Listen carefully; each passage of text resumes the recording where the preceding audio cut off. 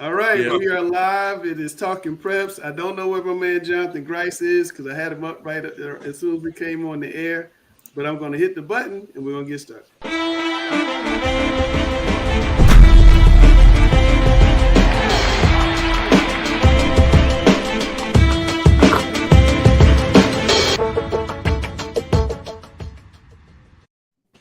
All right, so we're going to toss it right. Grice has it down to his bubble guys on the Mr. Football list. He cut the list down to 12, but these are 5 guys, Sam, that are on the bubble. What do you think about these guys on the bubble? Do they still have a chance to win it all? I think Curtis Simpson has the best chance on this bubble. I think he is peaking at the right time. He's had a phenomenal year. I watched his film the other day. He's very explosive, very tough to defend. Against, like, if you're an offensive tackle, he comes off the edge extremely fast. Just tough to deal with. I think that he's one of the better defensive players. He wasn't even on the bubble. He's playing so well, he became on the bubble, and I think he'll make it into the finals. Yeah. Cam, is there anybody on this list that surprises you, that's on the bubble that surprises you? That surprises me? I mean, I think David Hobbs should definitely be in consideration. He's very impressive. Yeah, it's just stat wise, I think that's the only thing hurting him. Like, he just doesn't. When you're talking about like Curtis Simpson, who has 16, 17 sacks, he has the film to back it up. He might not have the measurables as Hobbs does and getting recruited like Hobbs. Hobbs is definitely he's the number 1 recruit in North Carolina. Is that correct? I mean, I don't know if that's correct. Yes, he is. He is. Yes, and he's definitely, his upside is phenomenal, and he's doing a really good job for his team. He goes both ways, but as a defensive lineman right now, Curtis Simpson is by far one of the best out there right now. And Sam, to jump on that, Sam, about Hobbs at J.M. Robinson, he's probably going to end up at Alabama or Georgia or somewhere crazy like that. His ceiling is so high that we can't see it right now.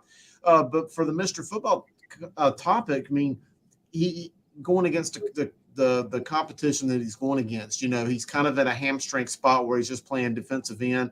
He's not getting the touches on offense to maybe put those mind-blowing T.A. McClendon-like numbers that you'd see going against the kind of competition he's going against. And he can't help that he's going against the South Rowan's and Albemarle's and Union Academies of the world. But it just kind of is what it is, in my opinion. But in terms of his ceiling, he's incredible. No, he got tremendous upside. He's got a great coach as well. I mean, he's on the bubble. I mean, we've seen what he's done in flashes, and I think that getting on the bubble is still a great deal. There's some really good football players that are not even on the bubble. Grice, we're discussing your bubble list, and I was asking the guys, were they surprised by anybody? Cam was surprised that David Hobbs is on the list, and Sam thinks that Curtis Simpson can make the move up to the bigger list. As you look at this, when you're doing this bubble list, what are you looking at when you're putting the guy on the bubble, you're putting the guy into the top 12, and you're taking guys out? Oh, I mean, without question, I mean, the 5 guys on this list are incredible athletes, incredible football players. And I think, there could be a case made for every single guy we look at. I think these 5 are guys that, a lot of them, some of these names, like a Curtis Simpson, is one that's continued to stand out as Kings Mountain, continue to show their defensive prowess and play those big-time games. He continued to be one of the best guys on the field for that defense. I mean, you look at a Keyshawn Breedlove, Central Davidson, I feel like was churning out backs, even with Coach Trivett was there last year. As a backup, he had some big time yards. This was, this year is his time to shine, and he was able to, to make that happen. I think with some of these guys, you look at some with strength of schedule. I mean, think if David Hobbs was playing teams not like Union Academy where they're beating them 49-56-0 and getting 4 quarters of big time action against big time teams. I think you see that with some of these guys here, where that strength of schedule, where they're not able to develop the stats that we know that they're capable of. But again, this isn't the end all be all for these guys. Kings Mountain really has some good good performances. I'm looking at Crest, I think it is in 2 weeks, where these are guys that get a chance to really make sure to show, hey, in these big time games, if my stats still hold up, if I increase, these are guys that could make it onto that that 12 that we have. All right, well, we're gonna have Grice back on later on to reveal who made the cut for the top 12, and right now we're gonna go into rapid fire.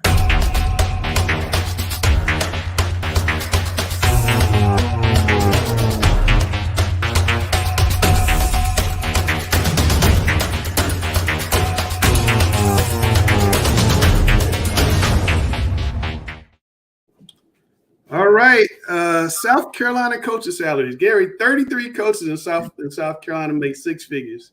We know Aaron Brand left. We know Tom Knotts left and doubled, in some cases, more than doubled their salaries. We're losing coaches to South Carolina every year. Can North Carolina do anything to catch up? Then the Guru's already shaking his head no. I don't know what they can do. You have to remember, South Carolina, a lot of these coaches come from counties that only have one or two high schools. And so when you can put all your funds into one school, then you can pay coaches like that. But you take a system like Mecklenburg that has 20 high schools or 21 high schools, that's a lot of money to divvy up just for football coaches. And as I said earlier, I guess back in September when we first started, this is still a basketball state. Whether I know football has really come along in the state of North Carolina, and North Carolina is probably in the top 6 in the country as far as producing college football players. Yeah. But this is still a basketball state. As long as the University of North Carolina and Duke are ruling college basketball, then this will be a basketball state. Okay, I got something to say about that. Well, how come our basketball coaches don't make more money? They make less than the football coaches. Yeah, but it's still which is this whole jack. They can practice year round though, Sam. Yeah. Mm-hmm.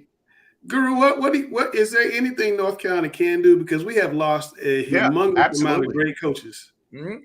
Go ahead. School systems, particularly these large school systems like a Charlotte, like a Raleigh. And I know that Alex is going to be in the background fuming about what I'm going to say, but you can allow your football coaches, who in a lot of instances are your most seasoned and experienced coaches in the entire building, to become administrators and become athletic directors. That alone will bump pay.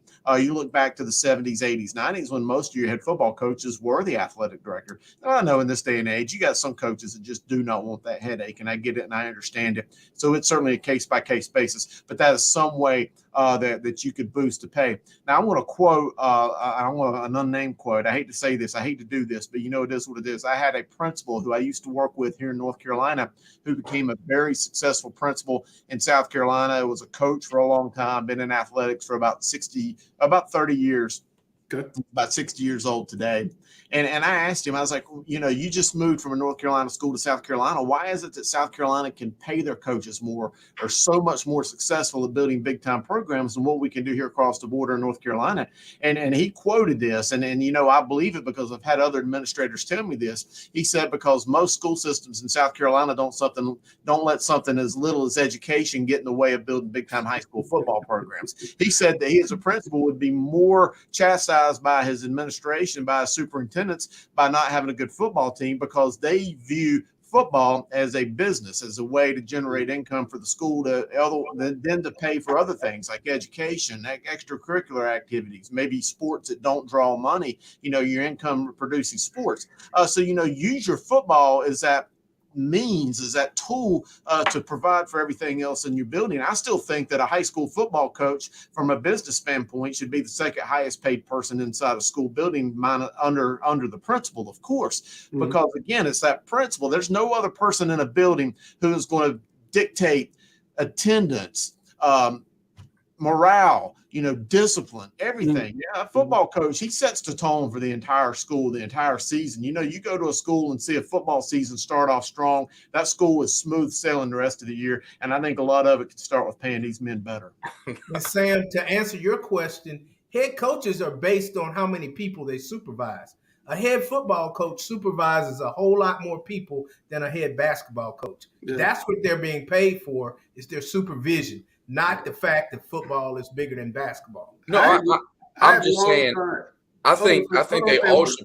Hold on, one second. I've long thought that CMS could raise money for coaches' stipends by not giving away those preseason games, or the pre-conference games, to other people. Host those pre-conference games yourself.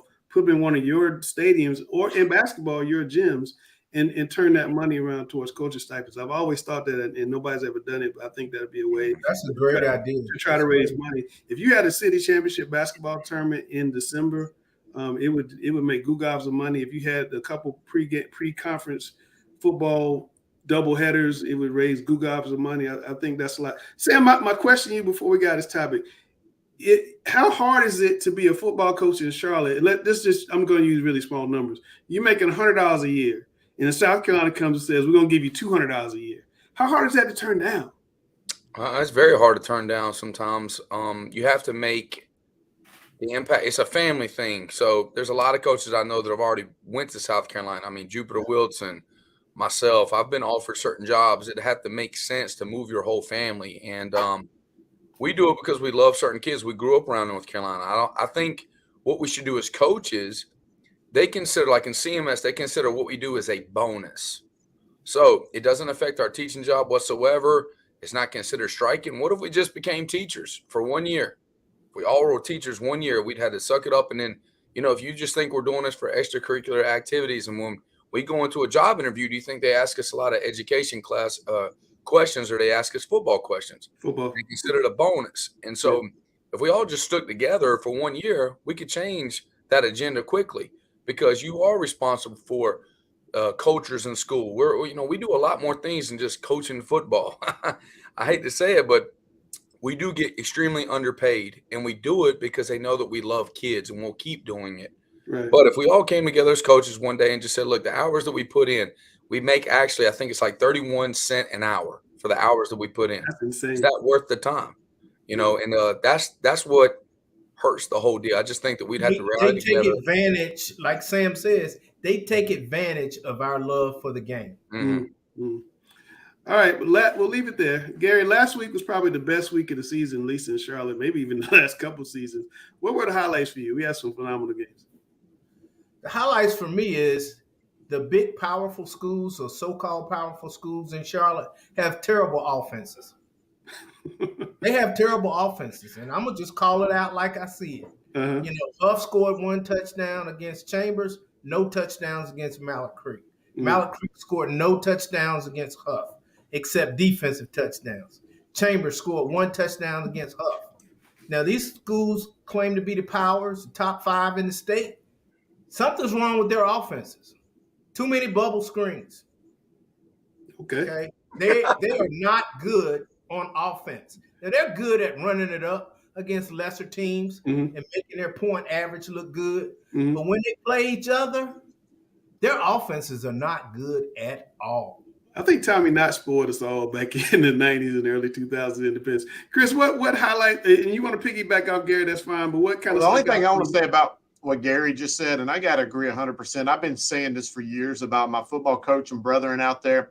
I come from an older school generation, where we would run the ball downfield, and, you want to get downfield and downhill quickly. It burns me up to see coaches who are willing to have a sideline-based offense. They're willing to throw the ball sideways to go forward, and that just don't work. When you get in a game like we saw, a Huff or a Mallard Creek where the chips are even and you've got the same type of dogs on both sides of the fields, you can't go sideways to go forward because you got guys that can equalize that field and take away that advantage. Going against the lesser teams of the world, you can do that. But eventually, you've just got to be able to run that ball downfield. So I got to agree with Gary on that. Hey, Chris, one of them coordinators from one of those high schools went out there and called a game for the Panthers on Sunday, didn't he? There you go. Screen plays. Well, for me, I thought last week had a lot of phenomenal games. That Charlotte, I've watched the Charlotte Christian Providence Day game, one of the best games I've seen in a couple of years. I think Dale would agree. And then to hear about Mallard Creek going up and beating Huff, and Derek Chambers asked us how do we like our crow fried baked and barbecue. I like mine baked and barbecue, Derek. I like mine baked and barbecue. But I never said that Huff was going to dominate that game. I think I was the one that kind of said. All the pickers, you don't pick, but all the pickers pick. Oh, okay, I got you. I'll take some Texas Pete with mine. I like mine smoked, Derek. I like Sam, what county in the Charlotte area has the best football? I mean, it's Mecklenburg County. That's the best football. Oh, the guru is shaking his head. Who is it? You're saying which county has the best, like, producing championships in the last 20 years? Football. Just open-ended question. The best football.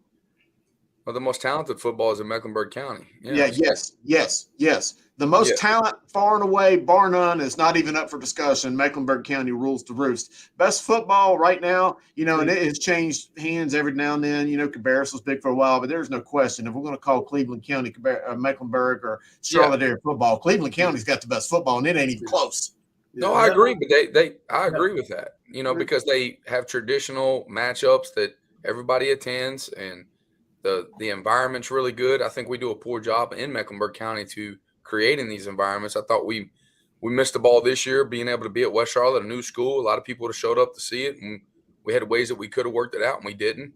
It is what it is. I'm not afraid to say it anymore, but I think we should have been able to play at least 1 or 2 games at West Charlotte. But there's some things that we missed the ball on in Mecklenburg County. But talent-wise, it's hands down, it's Mecklenburg County.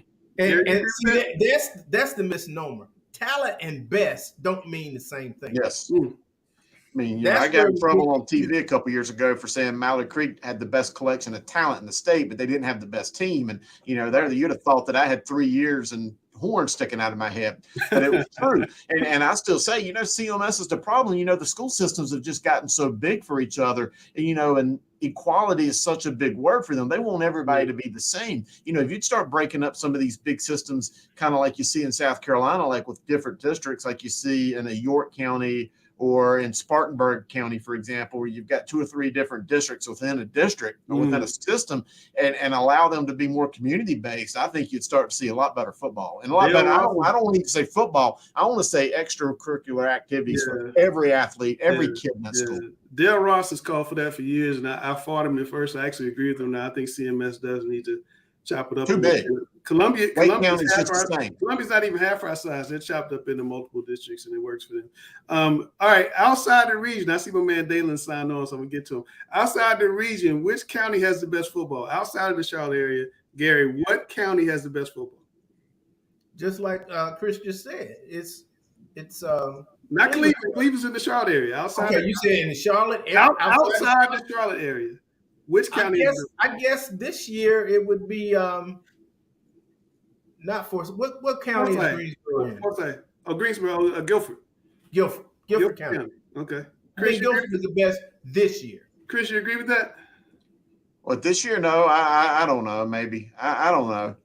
I think it's again. I think Cleveland County. You put those teams. You put Burns in 4A, and they're still a top 15 team. I just think Cleveland County's a little bit different. Wow. You put Burns. I hear you. So I'm talking about. I mean, I like their coach. What about Wake or Forsyth County? No votes. I wish you guys could see our chat here on the side. It's like the chat's going nuts. It's going crazy over there. The chat's going nuts. All right, we're gonna leave it there. I got my man Daylan who disappeared on me. I'm gonna bring him in a second. Daylan, come back on the screen. I'm gonna bring you in and let Cameron, where are you? Cameron's there. We just waiting on Smothers to come back. And then there he is. What's up, Smothers? What's up? How are you, sir? Good. How are you? Good. So I know you're not playing this year, and I know that's been hard. But tell me, what have you been doing in lieu of playing to get yourself ready? Just staying mentally there. It's hard. I've been playing football my whole life, so really just staying in the motion and going to games, Fridays, and still watching them guys and not being a part of that. It's kind of hard. So mentally staying in it, keep myself up, because I always, football is all I know, and off the field it's kind of hard to find peace and stuff like that and all that. But I always went to football, so now just, finding other things I can do to, come to a nice place and space and all that, free from everything else and all that. So really mentally staying there, working out, all that on my own, honestly, not being with the team anymore and all that. So, just working out, going to the gym, staying in shape, going to the field. Well, I know you plan to graduate early. You're gonna have fresh legs when you get to Norman. I know you want to play, but is there a little bit of bonus of having, all this rest time and being fresh-legged at least? Nah, definitely, especially for my position. Taking a lot of hits at running back, a whole year off is not, it's not bad at all. So going there with fresh legs and on there, I'm coming there ready to play. So it's a great thing. You're gonna have to be able to play right away. I know that. Well, that was kind of my next question. What do you think about Oklahoma? Because y'all been struggling. I mean, it happens, So it's Coach BV first year, so it what comes with it. He expecting this new class, come in and be a big part of his turnaround. So it happens. Are you talking to the guys? I am. I'm talking to a couple guys. I stay what? in touch with Eric Gray or the running back group as well. So. Yeah. So but they all good. Like the uniforms they wore last game said unity. So that's everybody's buying in to Coach Venerables. Ain't nobody falling apart. Everybody standing together. So it's just really showing what they could really be about in the future. So I can't wait. I think he does a good job preaching the soul mission. One of his things that he talks about is soul mission. I think he does a really good job of, attacking the way you're looking at life in general, not just football. And I think his culture is being set right now. They had a big win Saturday. They beat Kansas, I believe it was, right? Right. Win. Yeah, he does a great job preaching that. He building great young men on and off the field. So I really trust Coach BV with the program 100%. Like, he's a great dude. Absolutely. I want to ask you, Arizona, the whole state, you can go wherever you want. Winston-Salem, you can go to high school wherever you want. Do you think the CMS needs to kind of look at the transfer rules and maybe have open enrollment, let kids go where they want, as long as there's room? I definitely feel like that. It just, speaking on my situation, I don't feel like it was fair, especially how it was handled and everything, like even it wasn't even the right information. So I definitely feel like they should make some changes, me not being the only one this happened to. So I definitely feel like it should be a change at some point. Yeah. Right. I love to comment on that, but I'm not. Please don't, Sam. What's up, Scoot Simmons? How you doing, man? I ain't seen Scoot Simmons in ages, man. Scoot Simmons was a heck of a running back like you, Dalen, back in the day. Oh yeah, I got with Coach Simmons a couple times, so he's a real great dude. Now, I'm gonna brag on Daylan a little bit. I saw him in spring football, and I've played against him, multiple years, and I've said it multiple times. I think he's the best running back I've ever seen in person, and I've coached one of the best players in the country at running back. The best player in the country. Don't downplay. Yeah, the best player in the country at one time, and this guy is the best running back I've ever seen, and he's a better leader of men than most guys that I've seen. He's able to, if he wanted to play corner, he'd probably be the best corner in the state. If he wanted to play wide receiver, he'd be one of the best wide receivers in the state. He is a phenomenal football player, and he eats it. He loves it. And he's a passionate leader. Whoever gets him in the past, I said, was going to be way better of a team in college getting him. And, the Sooners are getting a phenomenal football player. And I say it right here and there, he will play year one and be a guy. Wow. I'm not just saying that. But now, Hollywood, I used to always doubt Sam. I met Sam when my man was in ninth grade. He was in ninth grade when you called me and he said he's the best player in the country. And I said, there's no way. That's right. He was. There's no way that the best player in the country is Harden. There's no way. And he became the best player in the country. Then he started telling me Drake May is the best quarterback he ever saw. We used to argue that. And Drake May is probably going to be up for the Heisman next year. So he's putting a stamp on you. I'm not going to argue. Good luck to you next year. I hope you blow up and do well. Yeah, Coach Sam, yeah, he knows football. Like, that's one thing I say. Like, even though we would have been a great duo together, like, he taught me a lot of things before we even got to step on the field together. Like, I really appreciate Coach Griner. Like his knowledge of the game is different. Like, he's just, he really cares for his players off the field. Like, I haven't played a snap with him, but I know, like, a person to call for any situation who I can talk to if I need information about this. If he don't got it, he'll go get it. Like, he knows his stuff, man. Even though I ain't got to play a snap with him, like I said, it's like he teaching me a lot of things in so much other ways. Like, I really appreciate Coach Garner. All right, before we get to the game show part, I got to ask, how good would West Charlotte have been had you hooked up with Coach and you were playing this year? Undefeated. That's what I'm saying, baby. That's what I'm talking about. 100%. Just knowing, when I first got over there, we were just, like he said, like, it was just able to fit in. Like, I was around a lot of guys I related to, and they was all buying in. And like Coach, I stepped in trying to be a leader, and those guys would listen. Like, it was just, I just know it'd be a whole different story at this point, because them finding out I can't play, I feel like it did kind of take a toll. So, I mean, think about what West Charlotte's been through. They went through, Hollywood not being able to play. They went through my suspension, and we are still going to win the 3A championship in our conference, and we're going to be hell to deal with in the playoffs. As And, well as no too, coach. Like it's As long as you have to go to Kings Mountain week 2. yeah. So it's I a mean, lot. it is. If you got to beat them to win the whole thing. It's what No, it is. you do. Put us You with do. them for first You do. week. All right, Smothers. Now you know how the game show works, so we're gonna start asking. I need a win right now. I'm go first. And Sam, Chelsea, did Sam lose last week? Yes. I got smacked. So I want you to make sure you give him 2 L's before you get in. So I'm playing some theme music. I'm contractually obligated to play, and then we'll get to it. Bro, I'm not MJ, just Coach Griner, but I'm the GOAT of the game show.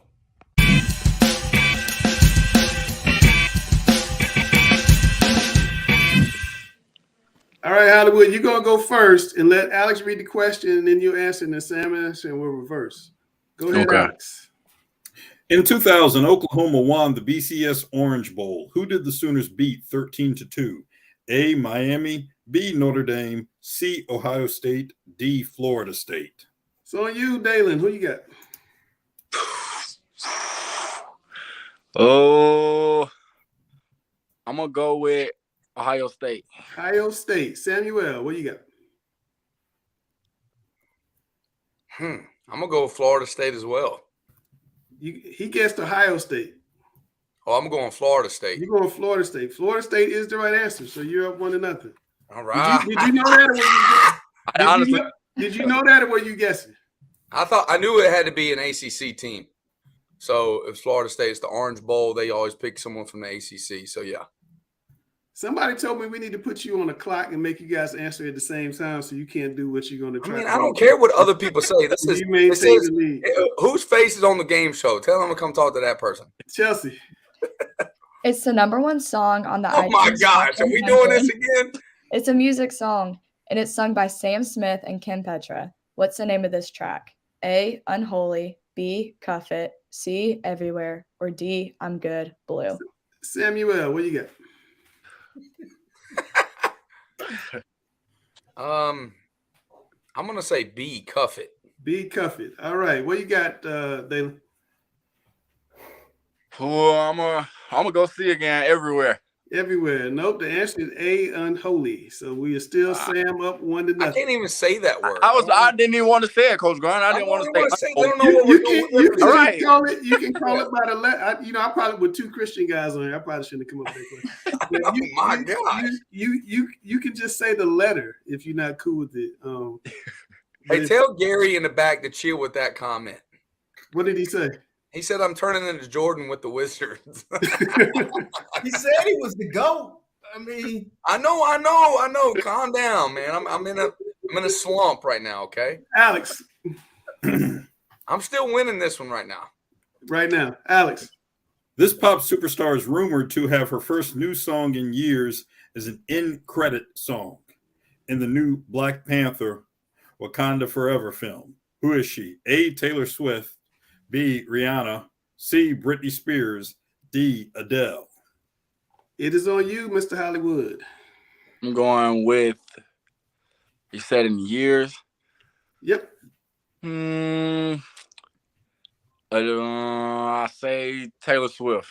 Taylor Swift. What you got, Samuel? I want to say in years. Yeah, I'll go with Taylor Swift. Taylor Swift. Okay. I'm gonna go Rihanna. I'm gonna go. It's a Black Panther, right? The new Black Panther. Right. It's gotta be a soulful. I'm gonna go Rihanna. Dang, Sam is up 2-0. I know. I thought Rihanna been dropping like that, Gary. Don't you talk about me. Jordan still hit 40 once a month when he was with the Wizards. That's right, and I'm dropping bombs. I wasn't losing to one of my own players. I'm gonna tell you that right now. Oh my goodness. I thought Rihanna been dropping music. She hadn't had an album out in a long time. All right. I lost. You guys got me laughing. I lost my place. Hey, I appreciate this win right here, Hollywood. Thank you. Not over. It's not over. Chelsea, let's go. It's over. Chelsea, let's go. Chambers beat Richmond Senior 38-7 in the 2019 NC 4AA Regional Championship game. Who did Richmond beat 35-32 in the regional semifinals? A, East Forsyth, B, Myers Park, C, Butler, or D, West Forsyth? Samuel. The regional semifinals, correct? The regional semifinals. They beat B Myers Park. What do you think, Dalen? Yeah, correct. B. That is correct answer. Yeah, that's correct. Yeah, I was trying to throw a little regional semifinals in. No, Sam, you actually went to that game. You broadcasted it. Oh yeah, I ain't losing. That's what I'm saying. I would really be shocked if you got that wrong. That would have like blown my mind. Well, Sam is technically won, but we're gonna do this last question anyway, just because I think this is a cool question. My new boss came up with this question today. Alex. Hendon Hooker had 385 yards passing, 5 touchdowns in the Alabama upset Saturday. He had 6 touchdowns, 300-plus yards, and a 54-0 state title win for Dudley in 2016. Who did Dudley beat? Dudley beat. I'm going Scotland County. Scotland County. What you got, Sam? It was either A, Cape Fear, or Greenville Rose, and I'm going to say A, Cape Fear. A is Cape Fear is the right answer. You won. I'm sorry, my phone's ringing. Look at that. Honestly, I only heard of Scotland County. I know, but like you got to just know. Like I see these are real questions. I'm not going to lose when we have real questions, not pop culture every 5 seconds. I had to literally study pop culture for like 2 hours this past week because of this show. You had to study pop culture. So, Daylan, man, thanks for coming on. I know you got to go run, man, but the smile's looking fantastic, brother. Yeah, good luck. I appreciate it. Good luck the rest of the year, and hopefully we'll get to see you in Oklahoma next season. Sam says you're gonna be on the field, so I look for it. Yes, sir. Yeah, he'll be the dude. We might have to do a part 2 or something. I'm not satisfied with my loss. So. All right, we'll definitely bring you back. Absolutely. All right, y'all. Have a good night. See you tomorrow, man. Dalen Smothers, good kid. All right, it's time to find out who Grice and where's Chris? Grice and Chris picked out for our Grice's Gems, who are the players of the week. I got to find it. Here we go. All right, Grice.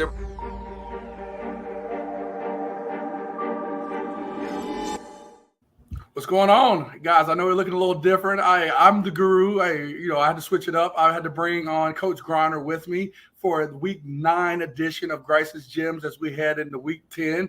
We'll go ahead and get into it here with some of our best from the state of Grice's Gems. First guy up is Tanner Ballou out of Northwest Guilford. Tanner, in a 47-21 win over Jamestown Ragsdale, Ballou was 18 of 27 for 311 yards. And Griner, get this, 7 touchdowns. That's what I'm saying, 7 touchdowns. That means completion.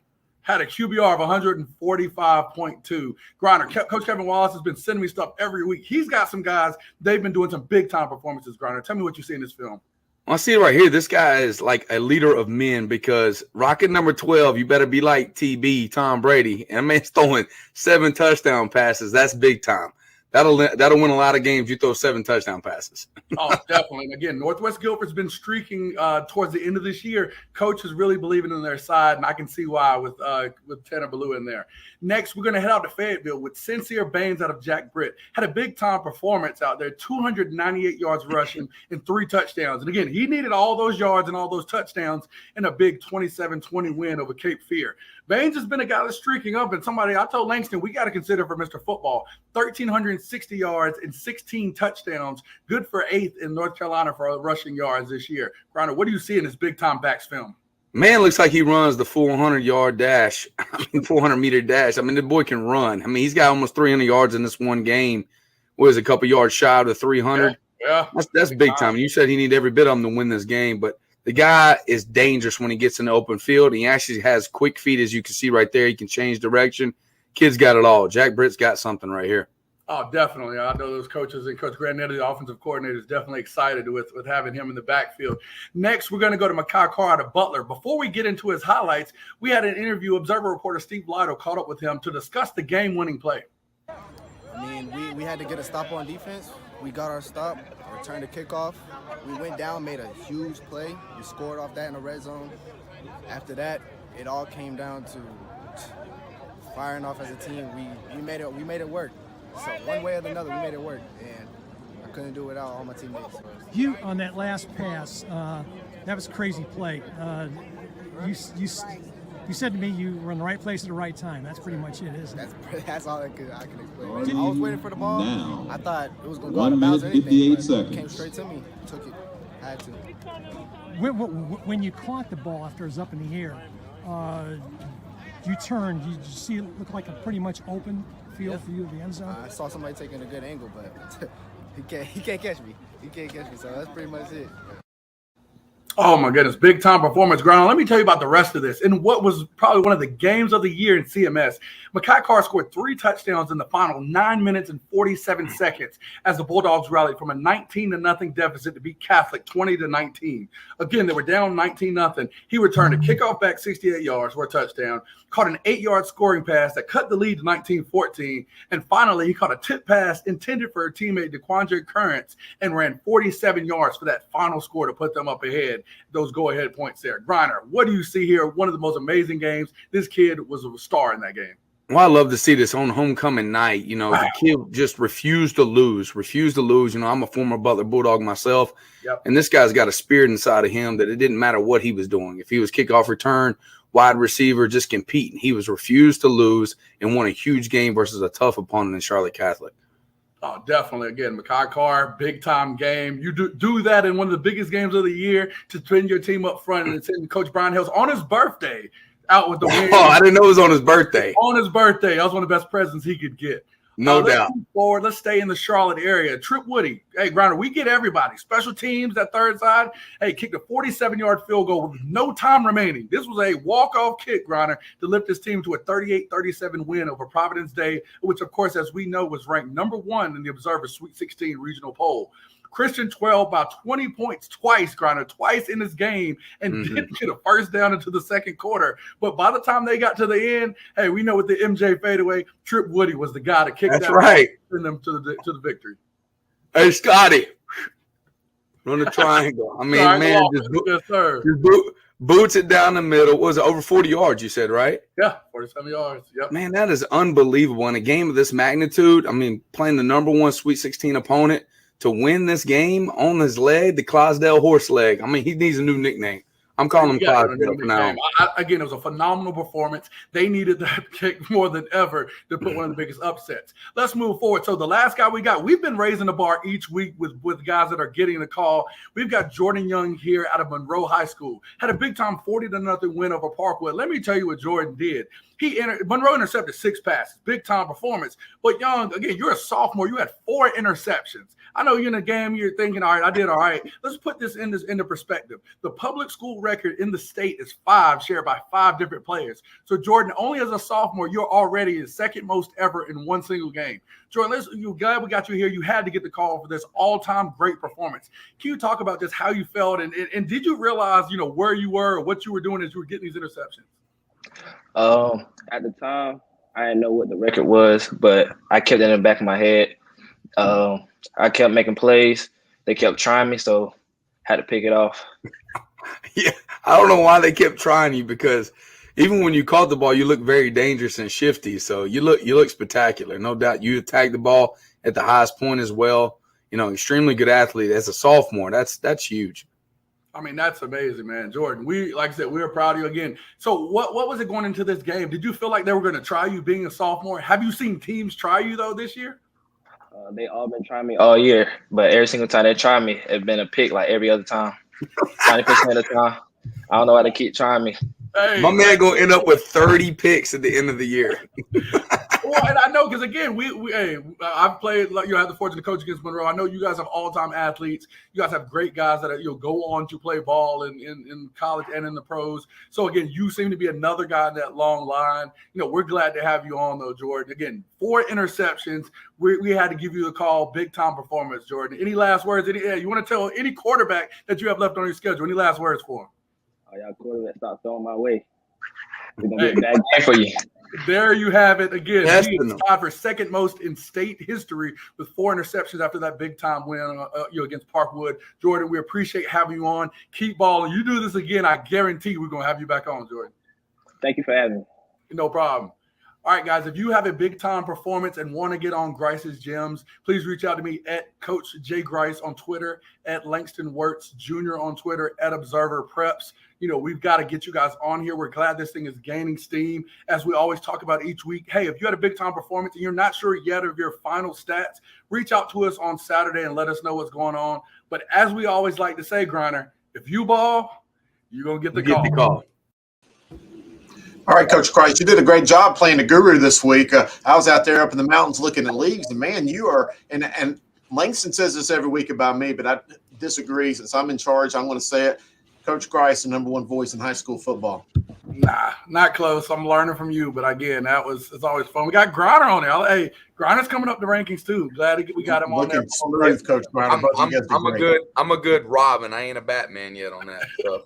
No, man, you both did great. Hey, let's roll the theme music and let's get into some rankings for this week.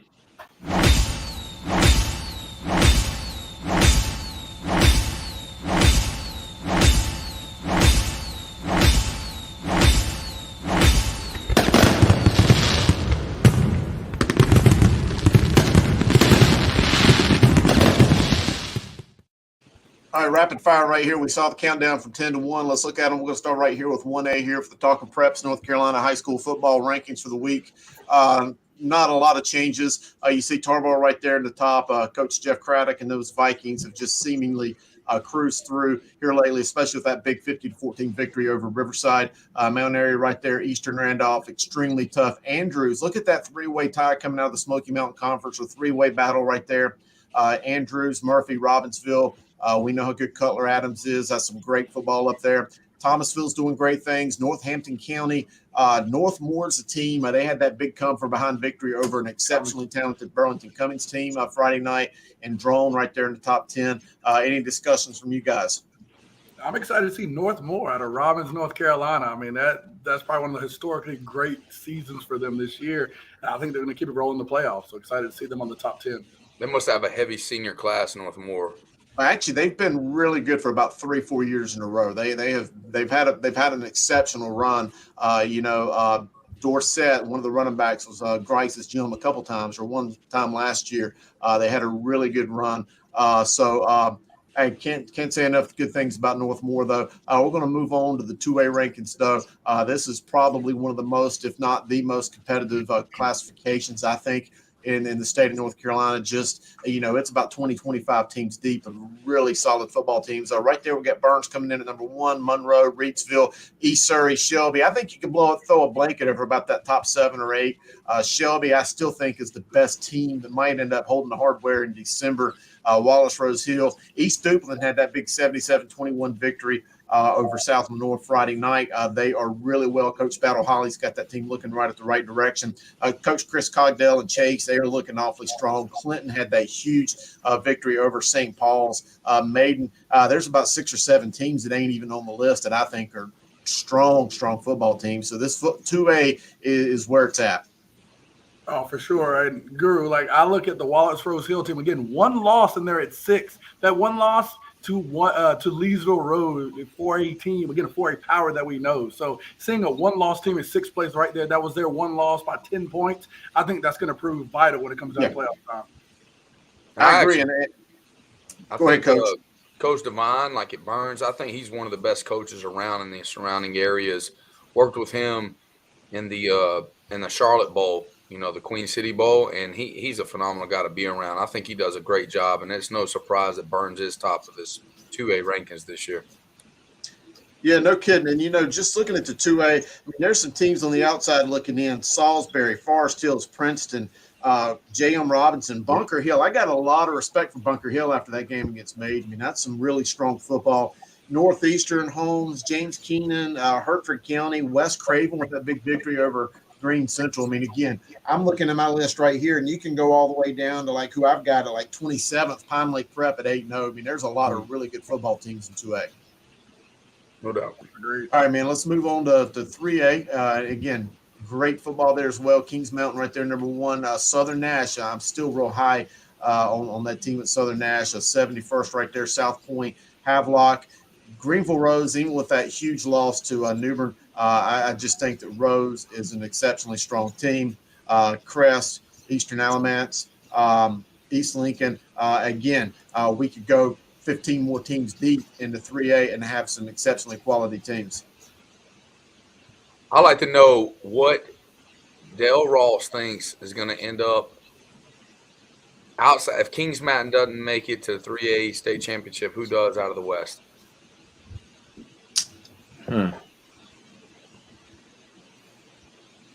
think South Point's got a real good shot at it.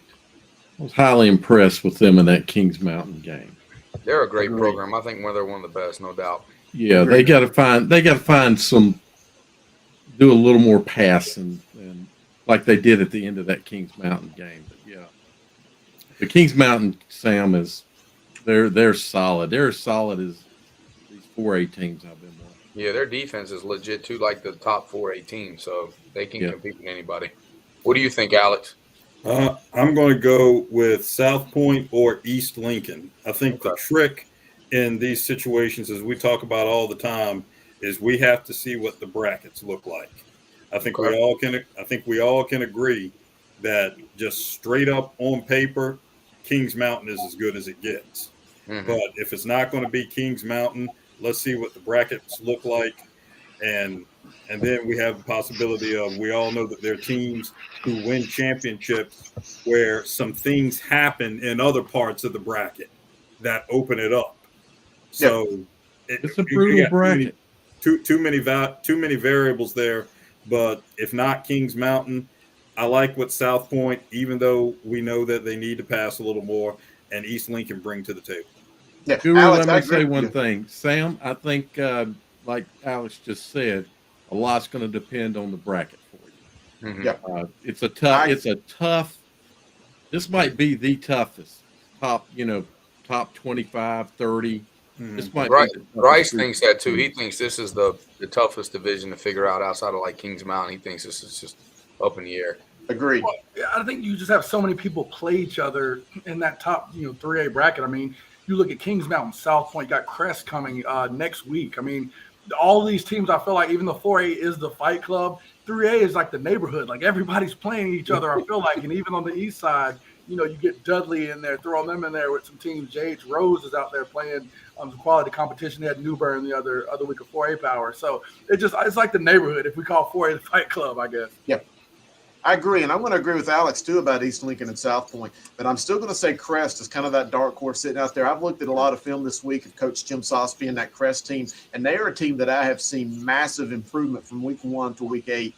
They're a team that has the talent to be good, but they're getting really good. And just kind of throw it out there, there's some teams on the outside looking in that are really good. Oak Grove is sitting right there. Lee County had a huge game against Richmond, fell short late. Southern Durham, even at 5-4 or 4-5, they're 4-4. They're a really strong team. Rocky Mount had that big win. North Brunswick's hanging in there. Jacksonville at 3-4 is a team I would not want to play in the East. Southern Nash is still going to be tough. If Scotland makes it in, if West Meck, if West Charlotte, one of those teams, there's going to be some tough teams in there that I do not want to play in the first or second round of the playoffs if I'm some upcoming coaches. I mean, Ledford, Walter Williams, Hickory, there's some teams that I think are getting better each week. West Henderson. There's a lot of good I think the jury's still out on West Henderson, Tuscola. I know they're both 8-0, but I just don't know. I mean, we'll see. History shows us that those teams can bang on each other from up there in the mountains, and they come down the mountain in the first or second round and just get pulverized. And I hope I'm not true, but that's kind of what history shows. Well, you see the situation with those mountain conferences. Once you move out of Asheville City, Buncombe County itself, there's good football, as we know, with the likes of Tuscola and Pisgah, but historically, as Chris said, we just really don't know. And I think, we give kudos to West Henderson for the turnaround they've had this year and the opportunity they're going to have coming up against Tuscola. But I think the same thing prevails that Chris just said, and so many others have said on this panel. We just don't know. Yeah, I agree. Well, hey, let's turn our attention finally to the 4A. This is obviously the Fight Club, as Coach Grice is affectionately named over the years. No surprise right there, number 1 Easter Scythe. 54-7 victory this past week over J.H. Rose. New Bern moves up to second. Mallard Creek with a huge jump with their big victory over Huff. I think you can throw a blanket over that Mallard Creek, Huff, Chambers. They're all really good. Butler, I think, is an exceptionally good football team, as we saw with that come-from-behind victory over Catholic. I'm still not good on offense. I still think Catholic. I still think Cardinal Gibbons are hard teams to beat. Why you see them there in the rankings. Wake Forest is a team that I've watched. Coach Reggie Lucas and that team, Nathan DePasquale, that team out of Wake Forest. I just think that that's a hard team in the East. They've got that big game coming up this week, and there's some teams on the outside looking in. And I'll let you guys just dive right into it. Independence, their voice is going to be heard. Weddington, their voice is going to be heard. Oh, by the way, Hillside 8-0, they're going to have a chance. Cleveland, they're still really good. New Hanover, Ardrey Kell, we're going to find out a lot. We're going to talk about it later in the show. Pinecrest, I think, is a sneaky good team. Obviously, Mooresville, you could go all the way down to 30s, 40s, 50s. I've got Olympic at a 31st ranked team at 8-0. Teams around them, I still think Richmond County, Lake Norman, Porter Ridge, Leedsville Road, Heritage, it is so stacked. I can go 55 teams deep in this 4A and find some really, really good football teams. And I'll let you guys kind of chew it up. I like Butler because I think they're balanced on both sides of the ball. You guys talked about offense. Butler can generate. I think they're a little more diverse in their offense, which is probably one of the issues some of the other top teams face. And Butler's got a really strong front seven. So I like Butler out of that. I want to comment a little bit on these Eastern teams here, particularly Cardinal Gibbons and Wake Forest. Battled to a 10-9 decision earlier this year in a great defensive game. But I think the situation is kind of the same as Gary alluded to earlier in the show concerning the likes of Huff and whether its offense can do enough to get it done. I think Cardinal Gibbons and Wake Forest both are in situations this year where that same question has to be answered, and that will be the ultimate determinant. And yes, I'll go ahead and say it. Yes, Nick Drew's defense has been exceptional. It's going to have to be exceptional for Gibbons to be in a similar position as last year. Wake Forest's defense is going to have to be exceptional for the Cougars to be in a position as they have been for the past 5 years or so. It's the same kind of question that Gary alluded to with Huff. I mean, I'm just not sure where a number of these teams are offensively. Not that they're bad, but relative to where they have been in previous years. Yeah, I agree. Hey, by the way, I accidentally called him Nathan DePasquale. It's Michael DePasquale at Wake Forest. That is one of the most exciting football players I've seen in this state on film, and he just scores football any different way. So I just want to make sure I corrected myself on that mistake. Well, East Forsyth definitely has a great offense out of all those teams. Yes. I saw that in person. My goodness. Indy, I think, can easily be a top 10 team. I think they're one of the best, easily. Easy. And it was hard for me not to have them in there, to be quite honest. Just Catholic beat them. They edged them out. That's probably where Catholic fits in there right now. Yep. Well, there we are. And what do we have here? I am behind on my schedule. Let's go through it. Hey, we got Chelsea in the picture. So, hey, it's time for Chelsea's World. Chelsea, you continue to just get better and better each week. Who do we talk to this week? So this week I interviewed the West Lincoln kicker, Dee Wallace, who was also their homecoming queen, and just a multiple sport athlete, alongside being their female kicker. She's an exceptional soccer and volleyball player. So we just talked about, her place on the team and, the lessons she's learned from being on the football team. Cool.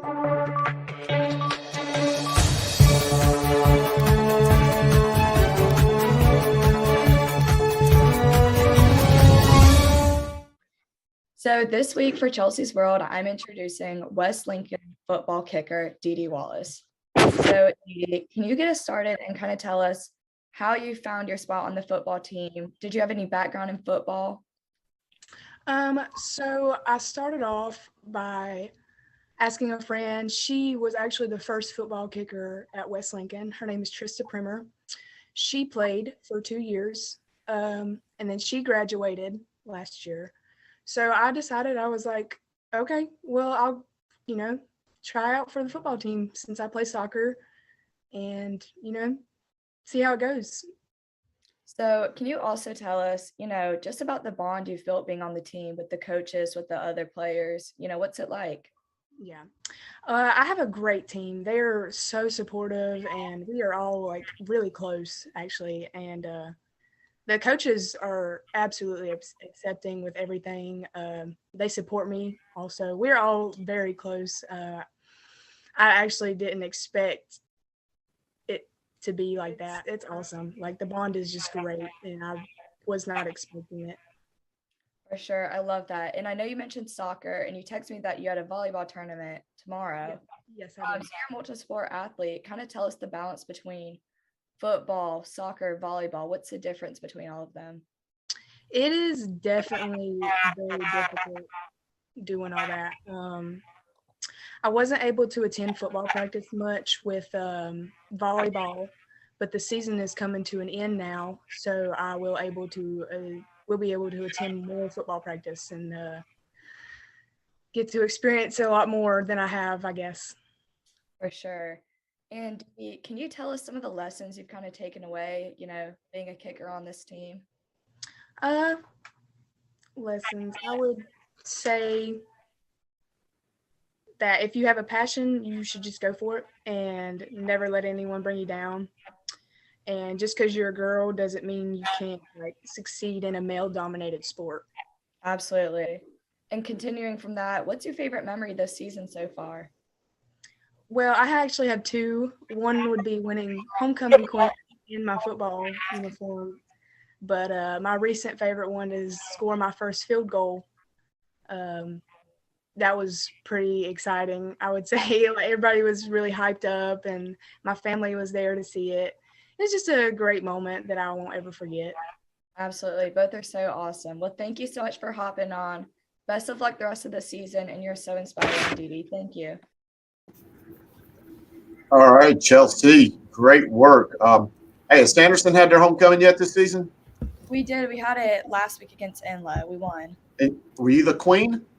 No, I did not run for homecoming court. Oh, they missed the boat on that one. Yeah, I chose to be in the student section watching the game. Well, I'll tell you a Sanderson homecoming memory. 22 years ago now, and this was a ball drop of epic proportions. Somehow, Sanderson's homecoming game was scheduled the day that Sanderson hosted Millbrook, which is an arch rivalry anyway, and Millbrook was loaded back then. Millbrook beat Sanderson on homecoming 51-0. Oh, no. The lone highlight, there was a young lady named Chambliss Hill, who was a basketball and soccer standout and was president of the National Honor Society, I believe, who was crowned homecoming queen. That literally was Sanderson's lone highlight of a 51-0 homecoming loss. I'll always remember that. No. Well, Chelsea, if you want to be on Chelsea's World, give them the famous line what they need to do. Yes, my Instagram and Twitter is @ChelseaSipple. My DMs are open, so hit my DMs so we can set up an interview to be featured on the best athletic coverage in North Carolina. I love it. I love it. You're the best. Hit my DMs. Hit the DMs. Let's do it. That's Connor's favorite part of the night. You just make his night every night with that. Great job. All right, great job as always, Chelsea. You are our homecoming queen. I'll put it that way. Thank you. I'll see y'all next week. All right, again, that is Chelsea Sipple. We love having her here on the show. What an incredible young lady. But hey, let's run the theme music. We got a big segment coming up right now, the round table. Let's do it.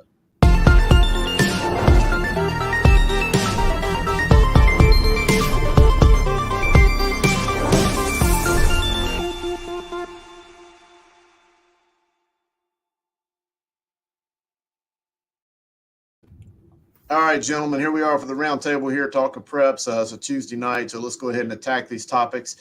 Dale, we had another fight on at a high school game this week at Charlotte. It was an Olympics game with South Meck. The game was stopped when it was cleared, unlike some of the earlier games that were called due to the fights. This one finished. Was this the right call Friday? I think. Oh, wait. Okay. There he is. Yeah, I didn't know if you're going to put me in or not. Was it so what was what was your question? Did you say, was it the right call? Yeah, and I think we might have a video for this one. I'm sorry if I'm running off the script a little bit, but, we had that fight between at Olympic between South Mech and Olympic, and unlike other games, this that were called, this game finished. Was that the right call? And I think we might have a video for that one. I'm not sure. Looks like you got a post-game video. And I'll go ahead and let you give the commentary while that's going, Dale. Yeah, that looks to be the post-game video. There were approximately 15 people that got into a brawl that started in the lower part of the stands and just spilled out onto the track and literally almost out onto the field. And this is, if you guys have noticed, this is a trend that's starting to happen, not just here in North Carolina, but nationally.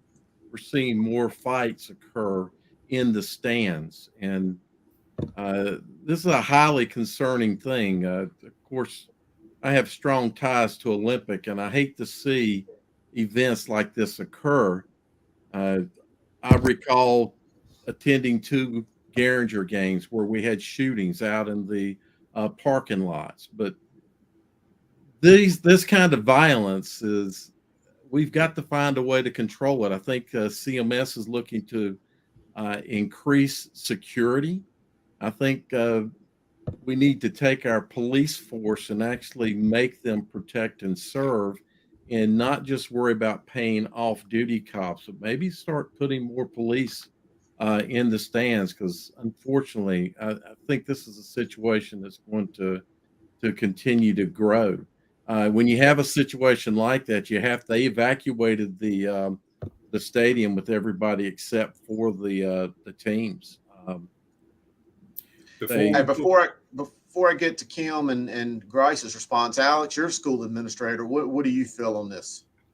Before we put more uniformed police officers in stands, I am liking more and more what Gaston County has done. I'm sorry it's going to come to that, but I'm liking it more and more. Either you have a parent there or you don't come. And I think we all agree that it is terrible that it has gotten to that point. But the overriding reality is, and the imperative need is, safety has to be paramount, and the achievement of optimizing safety has to be a school-home partnership. More uniformed officers alone are not going to achieve that goal. There has to be accountability, not from a, hey, you better do this, but from a partnership with the parents, reaffirming the vitality of their presence as part of the education-based athletics landscape, and working in conjunction with the school to create a holistically positive, formative, and safety optimized environment. So once I'm going to address that. I'm sorry we got to do it, but I'm liking it more and more. Gaston County's policy. So the having dressed policemen, I used to fly a lot. I had over 500 airplane flights in about a 15-year time period. And I can tell you, after 9/11, walking into an airport and having National Guardsmen there set a different tone on me, someone who would never violate any flying or airport rules, but just the presence of those young National Guardsmen in there set a different tone towards me. Presence of authority does lower people's initiative to want to take action. I agree with you on chaperones. I don't know about a 1-per-1. I do think we need more adults. I ran it through my head. Could we get more teachers to come? But teachers already put so much. When I grew up, we had teachers at games.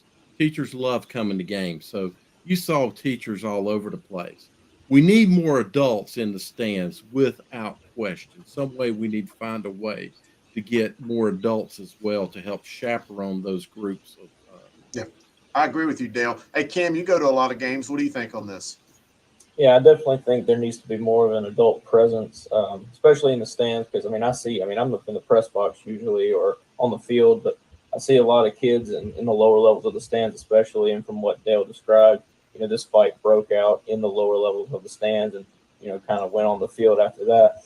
So I definitely think there needs to be more of an adult presence to make sure that there's not tiffing going on and stuff sparking up. Yeah, I agree. Well, hey, let's move on here in this roundtable. Let's go to our second question. We've seen Huff, we've seen Chambers, we've seen Mallard Creek really struggle to score against one another. Is this really great defensive coordinators going at it, or is it just bad play calling, bad offenses? And I want to go to our resident offensive coordinator, Coach Grice, first. What do you think, buddy? I mean, it's definitely great defense, and I think you look at things at kind of ebbing and flowing within the city. I mean, you look a few years ago when you had Drake May in high school and that Myers Park offense with Moose Muhammad that's now at Texas A&M, excelling, and you have a lot of these offensive players that were starring back then. You really saw bigger scores in some of these big games. Now I think you've got a lot more prominent defensive players, and again, no one looks at Mater Dei and John Bosco, who played a few weeks ago, the top two teams in the nation, and the final score there was 17-7. No one looked at that and said, God, these offensive players are awful. Starting quarterback is a 5-star and headed to whatever school that he chooses. So you get a great defense, especially in big-time games, is always going to reign supreme. And I don't think it's necessarily a knock on the offenses per se. But, again, I do think you have a situation where prominent quarterback play is going to be the key, and what's going to be, with some of these three teams I think you see outside of Huff, you see guys that, maybe aren't necessarily the polished quarterbacks, or guys that are going to, go on and be big time quarterbacks, even Mallard Creek with a young, quarterback that doesn't really have varsity experience. So I think it ebbs and flows, and at times you get the prominent offensive guys. Now you have the defensive guys that are starring on that side of the ball for all three teams. We've been round around about this, and we all know we'll just take Chambers right there. We all know about Dre Cannon's prowess. We all know that.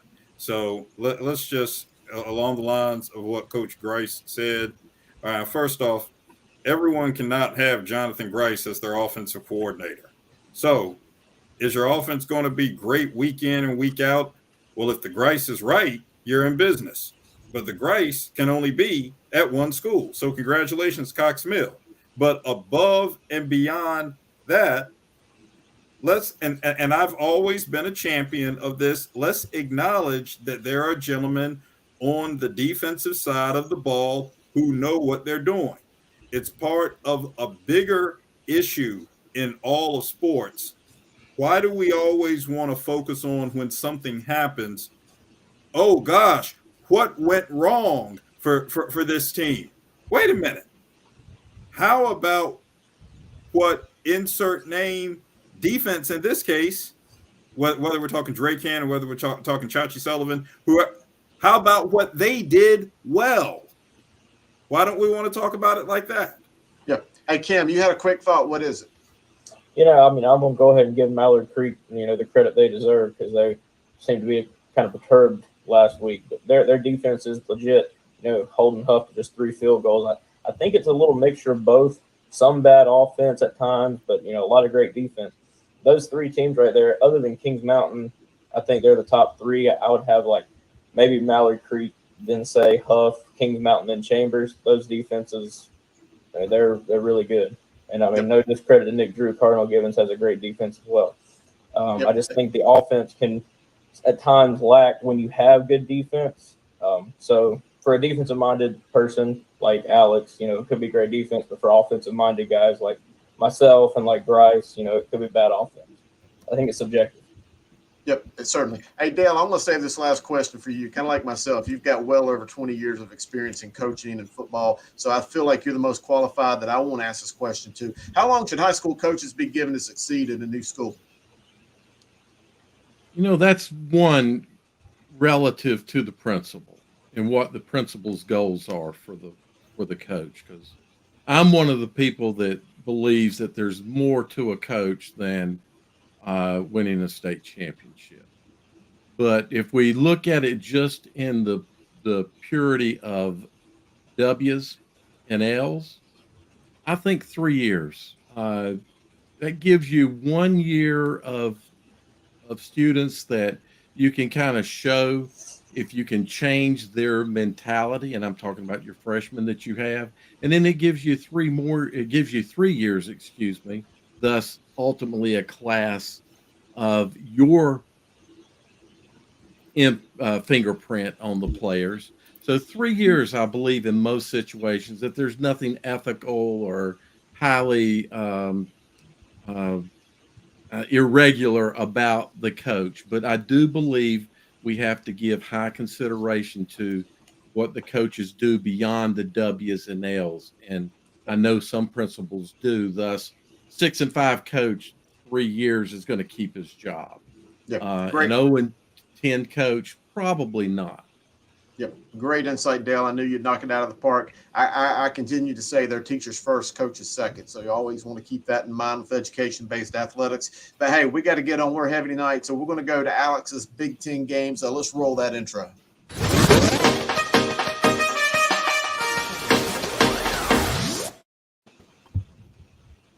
All right, Alex, this is your segment.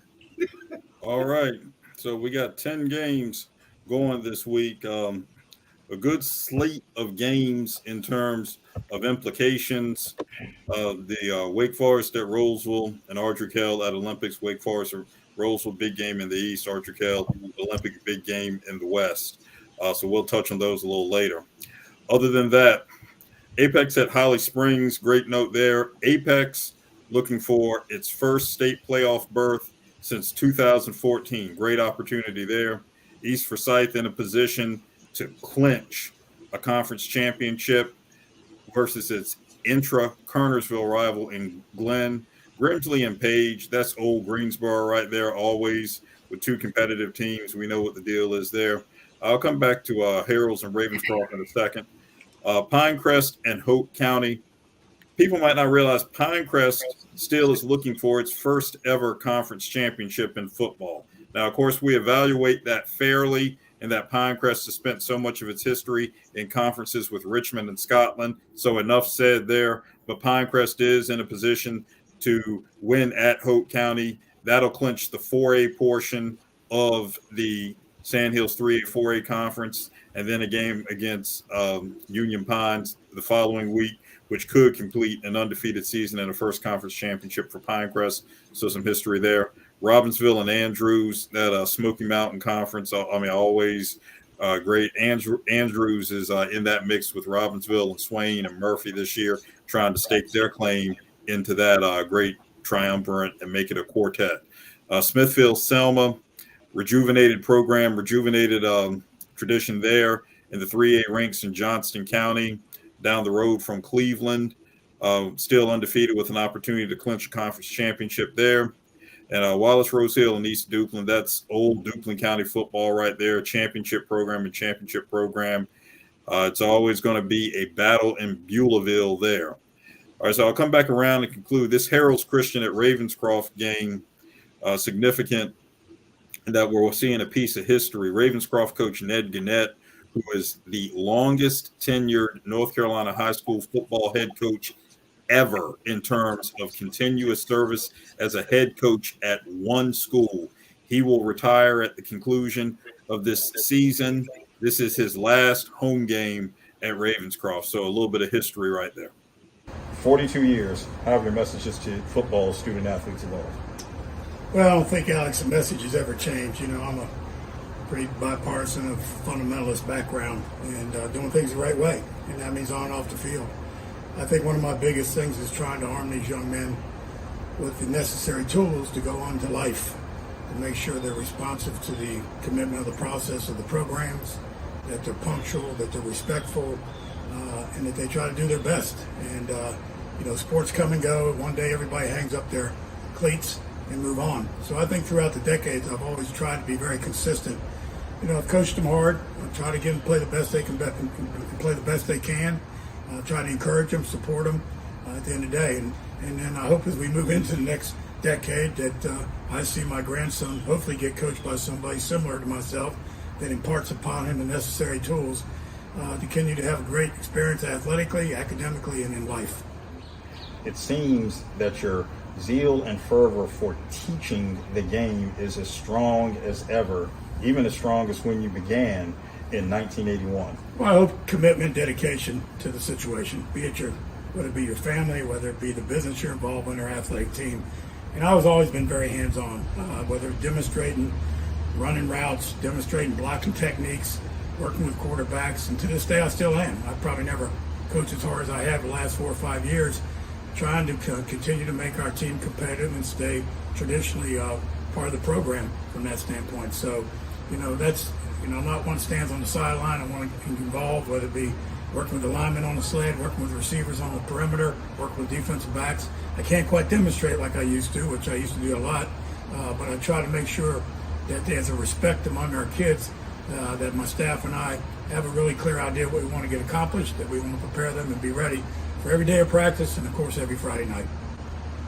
What do you see or assess as the current state of high school football as a meaningful educational endeavor? And what do you see as the greatest opportunities moving forward for current and future teacher coaches? Well, Alex, I like to say it's the same, but I think there has been a little bit of a shift. Maybe it was a little bit on commitment. I think the diversification of the kids playing multiple sports, people pick and choose what they want to do these days. We've had more one-sport athletes come along at the end of the day. But, you hope that the young people realize they're missing great opportunities. You're only going to go through interscholastic athletics at this level one time. And you should never look back and say, I should have joined that team. No matter what team it was, soccer, field hockey, whatever. They should have been part of the team framework, being able to learn discipline, because it's only going to help them in their development later in life, in my opinion. And, some of my best enjoyments is to see some of these young people come back and realize some of the things we try to lay as a foundation for them has helped them a lot in life. All right, Alex, always with the journalistic excellence. We appreciate you being on the scene with Coach Gannett. I loved his shorts game, though, by the way. That was some strong shorts. Looked like he came off the golf course. But, hey, we know what time it is. It's time to go on to the Grice.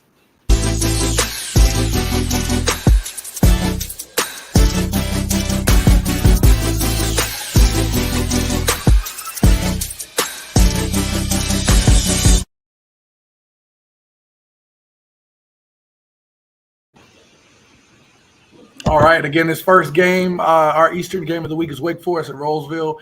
Again, a very intriguing game. I think, Rolesville early with the big loss to East Forsyth. I mean, I think, and it was kind of weird that they went through the same path. I feel like the last year as well, just the same, Byron Brown's senior year, where they had the big loss early and then kind of went under the radar. And I think Rolesville's become one of those teams, again, at 6-2, that you got to watch out for, and I think has the opportunity to make a deep playoff run.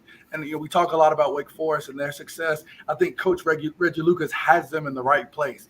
Again, we looked at the Wake Forest Leesville Road game earlier this year as a game of the week. So again, a lot of that stuff is the same. I mean, Wake Forest dominated that game, and we'll start here with why Wake Forest wins. I mean, Cougars going to do what they do, and that's run the ball. The Guru already alluded to him. Mikey DePasquale is one of the most exciting, versatile guys on the eastern part of this state. He, along with Rico Alston, need to be at their best to control this game. We know that Wake Forest always, with their wing-based offense, is going to run the ball. Those two guys are going to be instrumental in them being able to do that and keeping that Rolesville offense off of the field. And when Wake Forest does like to get the ball, they like to get it to the coach's son. We know Nigel Lucas, again, is their big-time target, averaging 20 yards per catch. He's got 8 touchdowns already on the year. So they're going to go at each game, they're going to take a shot down the field to try to get him the ball when teams come up and creep up a little too much on their run. And finally, Wake Forest D has been dominant. I mean, we've had them again, the Leesville Road game, give up 7 points. They've given up 74 points total so far this year. I mean, they've been dominant. We've seen in conference, again, seeing some familiar foes. You're starting to see maybe, a few more points come on. I think Heritage had 14 points on them. Knightdale had, 18. Again, going, not too far away. Rolesville knows them extremely well. So it's going to be imperative that Deshaun Grant and Zane Williams, two of the leaders on that defense, tackle machines. They're guys that are getting in on every play and making sure that Rolesville's offense is stifled.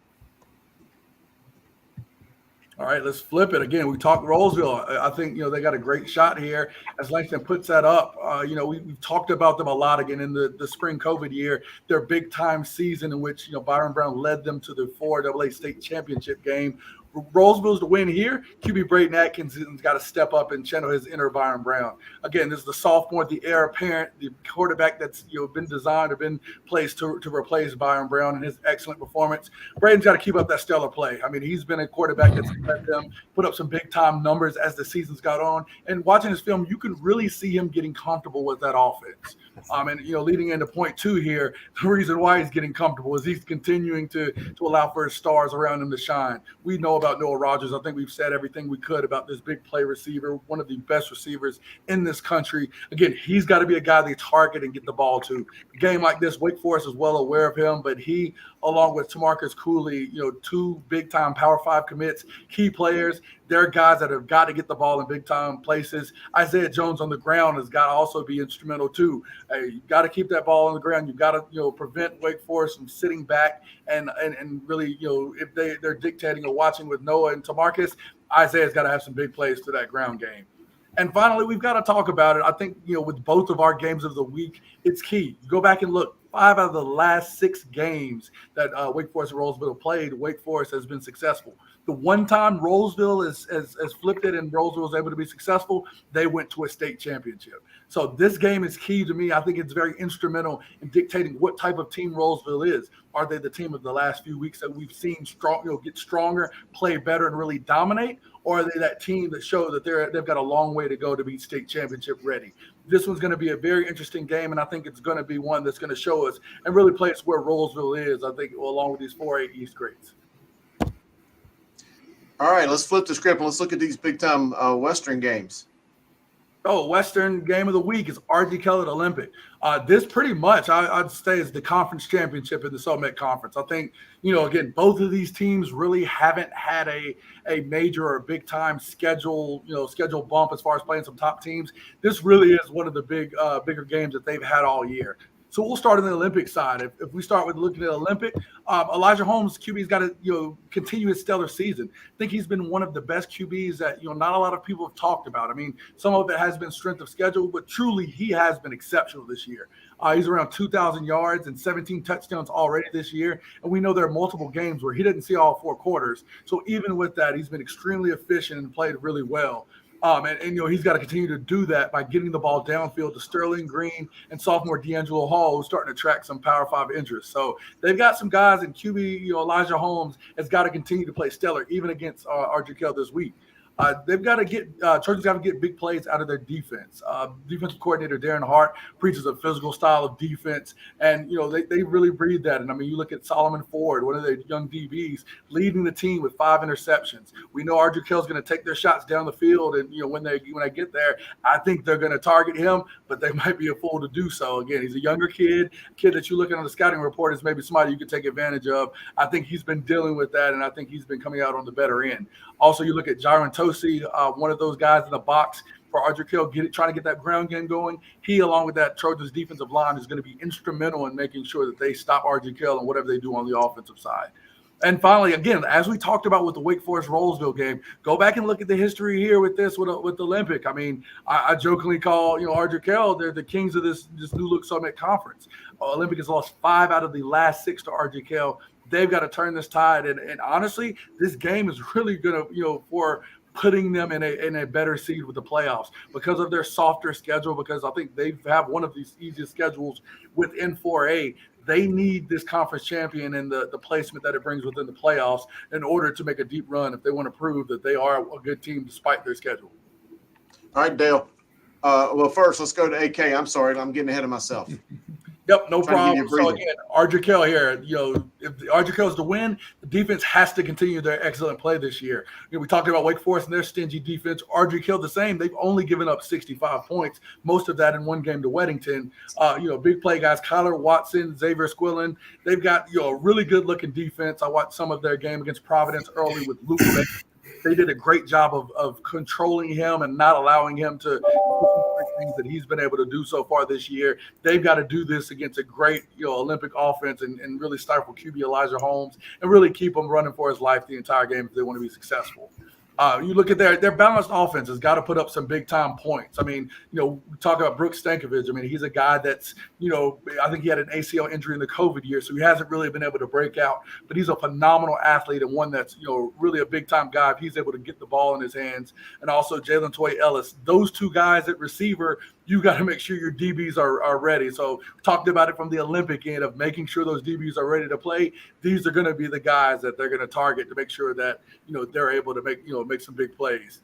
And then finally, we look at, the RG Kell schedule, seeing them try to play some bigger teams. Talk about Providence, again, trying to play, playing Weddington, scheduling Cuthbertson, Marvin Ridge, teams that they felt that their non-conference were going to prepare them for not only their conference play, but really boost their RPI and give them the chance to make a deep run in the playoffs. We see two teams that really took two different, paths in order to secure or get to this point. RG Kell, in scheduling a harder non-conference schedule, they've got to prove they're worth it, they're battle-tested, and they're ready to make a deep run in the playoffs. So to me, it's going to be a great game. I think RG Kell and Olympic are going to really show what they can do. Both have great offenses, and I think the defense that plays a little bit better and is able to get the turnovers, I think that's going to be the key in this game. All right, great job, Coach Grice, the number one voice of high school football. Take a breather. You deserved it right there. That was a lot of information. Dale, I feel like this game is right in your wheelhouse. I don't know of anybody that knows these two programs in this part of Charlotte as well as you do. Olympic 8-0, RG Kell 7-1. What do you see? So first of all, Grice, that was a great breakdown. The biggest thing for Audrey Kell here in their chink in their armor was in that Weddington game. And that was, how do they respond if they get punched in the mouth? So if Olympic comes out and generates some offense fast and gets up, or comes from behind early and gets up, how does Audrey Kell face that? They had a big time problem with that with Weddington. But Olympic, when you talk about conference championships, this is a rare thing for Olympic. Olympic's only been in one state championship game in their entire history. Lost that. They only have a couple of conference championships under their belt. And to me, this feels a lot like those years when they were playing in conference that had Catholic winning every year. Then in 2009, Olympic found a way with a little bit down Charlotte Catholic team. So I'm going to tell you, if you guys picked the right game for, I think, best game. Last year they were overtime, wasn't it? I think this is going to be the same way when we pick these games. This was probably the hardest game to pick, because I think this is going to be one of those last man with the ball. Is this Audrey Kell's year, or is Olympic? Like Grice said, Olympic took a little bit weaker road to get here. Now's their chance to prove, is their 8-0 record a real 8-0 record, or is it an 8-0 record against a lot of weak opponents? Yeah, I agree, Dale. And, I may be one of those ones that have underrated Olympic and maybe even to the point that, I think that they're much, much better than the record shows. But again, we'll find out, having a chance to play a really solid AK team. Cam, what do you think? What do you see coming up Friday night? Yeah, and Grice, I see why Chris is calling you the number one voice, because you took a lot of my talking points, but I will go ahead and talk about their schedule. I think Lance and I were talking either earlier today or yesterday about how Olympic hasn't played an opponent, they're 8-0, but they haven't played an opponent over, with better than a 500 record yet. Audrey Kell's schedule isn't much better. They did play Weddington, got beat pretty handedly in that one though, and then they played a 500, 4-4 Marvin Ridge team. But one player you mentioned, Brooks Stankovic, I was at the Myers Park AK game, and the PA announcers were wearing his name out, so I think he's going to be a key factor, like you mentioned, guys. All right, great insight, Cam. We appreciate what you contribute.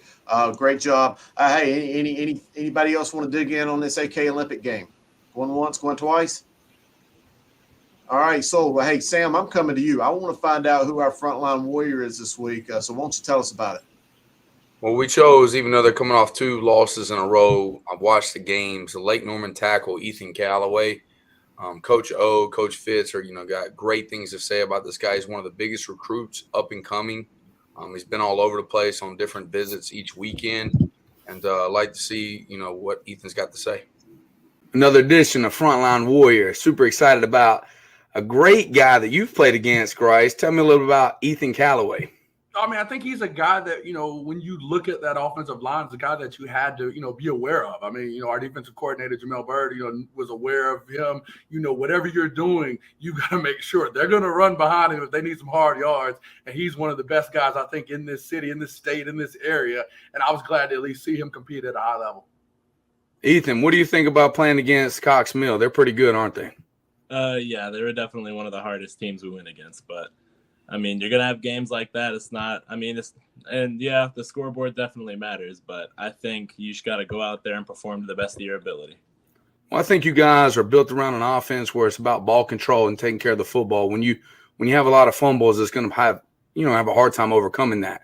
Yeah. Frontline Warrior, we're looking for people moving people against their will. And the one thing I've noticed about you, and I want you to talk about it, is your strength and your size, correlate. They combine together. And when you strike someone, they hit the ground. You can't even drive them 10 yards because as soon as you strike them, I see them hitting the ground. Who's your weight room coach at your school? It's Coach Sean Fitzgerald. He's also our offensive coach.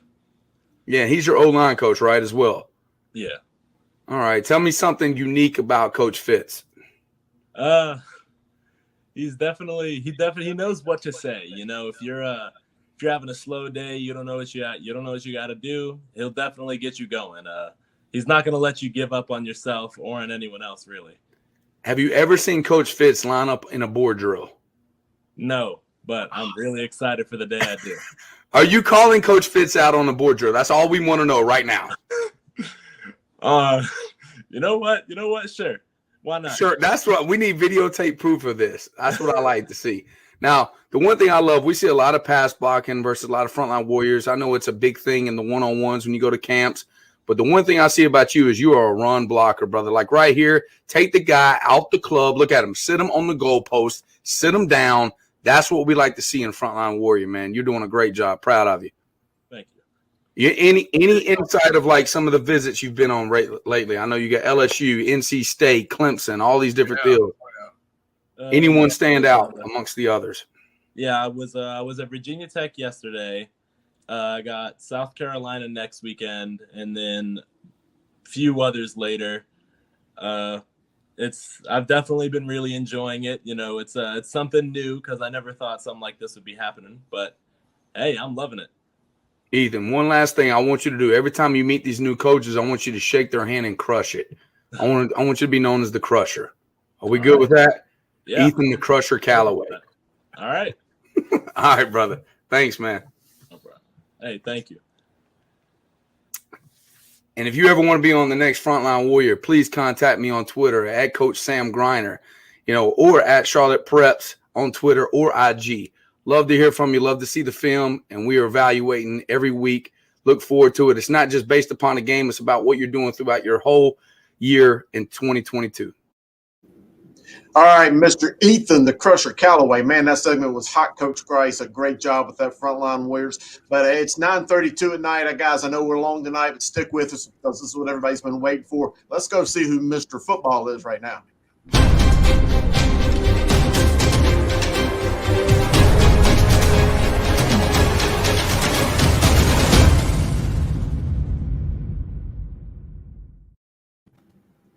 All right, let's get that graphic up. Our Mr. Football, again, we've been teasing it a little bit. We have finally cut our list down to 12. We showed you the bubble guys. Again, we know that there are some great football players in the state that are on the bubble. Let's go ahead and queue up this first, this 12 for the Mr. Football list. So, again, we have here, we've talked about, Jalen Rayner with East Forsyth. I mean, again, he has been killing this year, almost 2,800 total yards, 42 touchdowns. Alex, could you talk about Mason Fortune? We have him there, number 2. I feel like he's been around there all year. Could you give us a quick insight as to why we have him there? He knows how to use his resources. Nathan Leacock might get most of the attention, but he has other receivers that form a nice bevy of talented pass catchers that make the Millbrook offense that much more dangerous, and then you throw in a complementary running game. He knows how to use his resources and get everyone involved, and did a great job of doing that, particularly against Heritage, when the Heritage secondary stepped up and challenged Millbrook, and Fortune found ways to get other players involved. So that's why he stays in the mix. Oh, I agree 100%. I mean, we talk about that. And again, you see Nathan Leacox there at number 6 with 48 catches, 1,224 yards, 19 touchdowns. Again, he's been around and hanging around here. That's a big reason why. And Mason Fortune has been a benefactor of that as well. We've got Dalen Lee from Shelby here at number 3. Talk about 32 touchdowns, 5 interceptions, over 2,000 yards passing. And at this time of year for him, he's kind of drinking Gatorade in the fourth quarter. So to do those, have those numbers and usually a half, maybe 3/4 of work if he's lucky, is absolutely exceptional.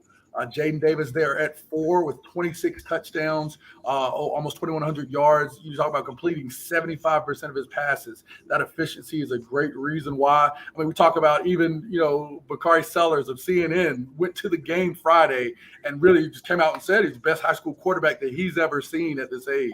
I mean, he sent it to Langston sent it out to us. You're getting high praise from big-time names that are showing that this quarterback is one of the best here. It's no reason, no question why he's being courted by any school you can think of in Power 5.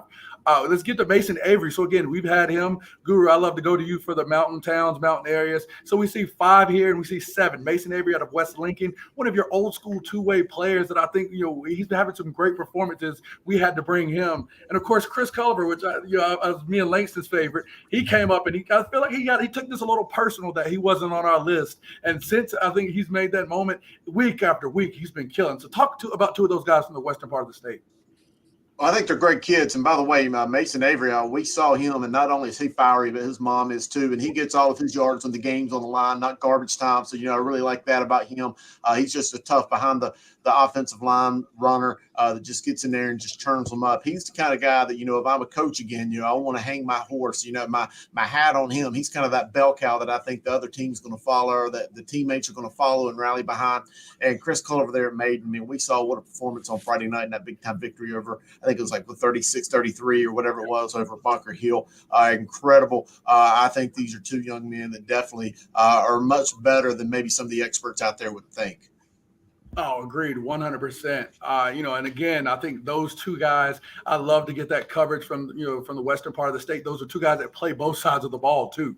You've got stats on either side. And I think that two-way ability and some of the success that they have on the offensive side, but the willingness to get on the defensive side and hit somebody are reasons why they're included. Hey, Gary here. Again, Gary, we know you are a resident Chambers expert, supporter, former coach. Zion Jackson Bass, I feel like, has made one of the biggest jumps, I feel like, in our Mr. Football. Can you talk about what you've seen from him? And again, that defense was supposed to go down this year. Everybody talked about that defense with James Pierce leaving, other guys graduating and moving on, being a little on the younger side. He's continued to be a linchpin for Drake Cannon's defense. Can you talk about what you've seen by checking him out? Yeah, he's not only a good pass rusher, he's great at stopping the run. And that's something we kind of take for granted on defense. We look at players that kind of pop, they sack the quarterback or they intercept passes. He does a little bit of everything. He's a stabilizing force on the Chambers defense, and we know how great Drake Cannon's defense is. They're a team defense more so than a superstar defense, like they have been in the past with Power Eccles and that crew. So to stand out on a great team defense says a lot about the quality of defensive player that he is. Agree 100%. I think, a guy that's really continued, I feel like as the season's gone on, he's gotten stronger and gotten better. So, a guy that I really think is moving up. Griner, we're getting some of these defensive guys on there. We see 9 Folger Boaz here, 34 touchdowns, 4 interceptions, 2,100 yards for him. Again, he's a big reason why the East Surrey offense is so explosive. Dale, got to go to the south part of the city. Luke Bailey out of Providence. So, we know he had the amazing explosive start and was really at the top of our list in the beginning. He's slowed down a little bit, but still here. Can you talk about how he's been doing lately and just maybe why he's still there, even though he's sliding down a bit? Yeah, 192 a game, 19 touchdowns, 1,540 yards. He's getting yards from it's more than a running back. I think he's a great running back, and he just needs more of a team around him to move up. He can only do so much. You see that Butler game where he faced a real tough defense, and maybe some injuries that slowed him down, that he wasn't able to get the yards. I still think he's a great back, Grice, but you got to have a team to help a back, right? So Agreed. Now, again, he's been a guy that, had a great start to the season. Hopefully, we had some injury concerns, injury scares later on. I think usage does, come into play there. But, we look for him to continue to have a strong finish as they're in playoff contention with an opportunity. They're going to ride him all the way. So I'll be, definitely excited to see how he progresses. I'll go to the last guy and I want to give Griner to tee up another defensive guy we like. But Logan Riley out of Dudley, a guy that's a new entrant into our list. He's leading the state. He's in sacks with 17. A big guy, again, 68 tackles. One guy, I think, as Dudley gets going, and Drew talked about this with the state rankings, Dudley continues to get in these big-time games and performances as he continues to show that dominant Dudley defense. I think his stock is going to rise, pretty high as well. Brian, I want to go to you to one of the last guys here we have. It's at number 11, KJ Simpson at New Bern. Again, that New Bern team is undefeated. We talked in last year, I feel like the Mr. Football darling was Aaron Herring. It's no question this year that the star of that team to me is KJ Simpson in that New Bern defense. Yeah, he's got 16 sacks on the year. That's second behind Logan Wright from Dudley that's got 17. And we got 3 big-time D tackles, playing D line across the board. Zarian Jackson, he's got 16 sacks as well. 21 tackles for loss for KJ Sampson. I think that's big. Whenever you're getting that much pressure, it's hard to, create any offense whatsoever as a quarterback. And he's getting tackles for loss as well, so he's stopping the running game. These guys are going to climb up in the top 5, I think, towards the end if they keep performing like they're doing. But right now, Jalen Rayner, with 42 total touchdowns right now on the year, it's bar none. He is by far the best, and it's his Mr. Football to lose, in my opinion, right now. Now, we'll get to see him a little bit more when we get into the playoff scenario, see how he performs against some of these other schools that are top-ranked defenses like the Huffs, the Chambers, and the Mallard Creeks. Can he still perform at that high level? And if he can, then it's a no-brainer. This guy's going to end up being Mr. Football. I just got a question for Sam. Sam, we have defensive players on here and we have offensive players. And offensive players have more metrics that you can measure against. And it's harder to measure sometimes defensive players because he may not get the sack or the tackle, but he ends up occupying 2 people on the offensive line because you can't block him with one. Can you comment on what does it take for a defensive player to move up a list like this? Well, the good thing is, it's a great thing to be a part of Mr. Football, but their dreams and hopes are to play college football. And a lot of these guys that are performing at a high level defensively, they're the top-ranked guys in the entire state, and they're getting recruited by Alabama. They're getting recruited by, the top schools in North Carolina, NC State, Chapel Hill, going across the border to Clemson. Those are the guys. It's more the defensive guys. And so they are getting the praise that they're needing. For them to be Mr. Football, they have to stand out amongst everyone else. And that's hard to do sometimes. They have to have explosive plays like, the Chambers guy that went to Tennessee, being able to get strip sacks, take over a game, score on defense, where you're a highlight at the end of the game. You're like, wow, that guy's special. He's different. The Hollywood effect, just like Hollywood Smothers did. Every time he touched the ball, his stats might not have been as good as someone else, but he was so electric when he touched the football or he's a part of the game. Your eyes are drawn to that guy. That is Mr. Football. Are we drawn to you or not? Do you stand out amongst the crowd? I want to say apparently not too many defenses have been drawn to Jalen Alexander Rayner. If you look closely at those 42 touchdowns, I want to break down a number game in and game out. Jalen Alexander Rayner has at least 1 passing touchdown and 1 rushing touchdown in every game this year. Break Tim that Tebow, down. baby. Tim Tebow. He went the whole season without hearing Tebow.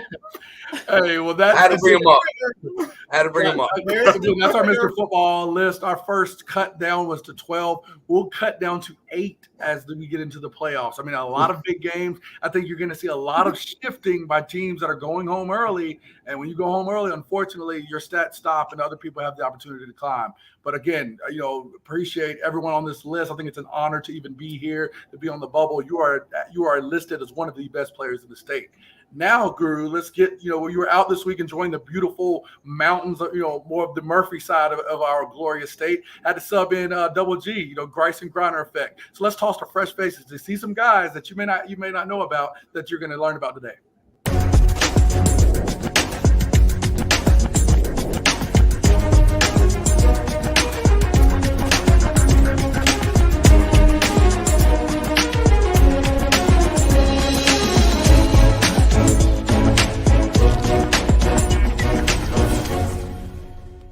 Hey, everybody. Again, a little switch this week as I've got Griner on here with me. Guru's taking a little bit of time off for our fresh faces. So, again, we've got another crop of fresh faces as we head into week 10, getting ready as we're getting closer to playoff time, Griner. So we got some good fresh faces that we need everybody to see. As we say, from Murphy to Manio, we're going to bring them to you. So let's get into the first guy. We've got Bryant Blevins out of Ashe County.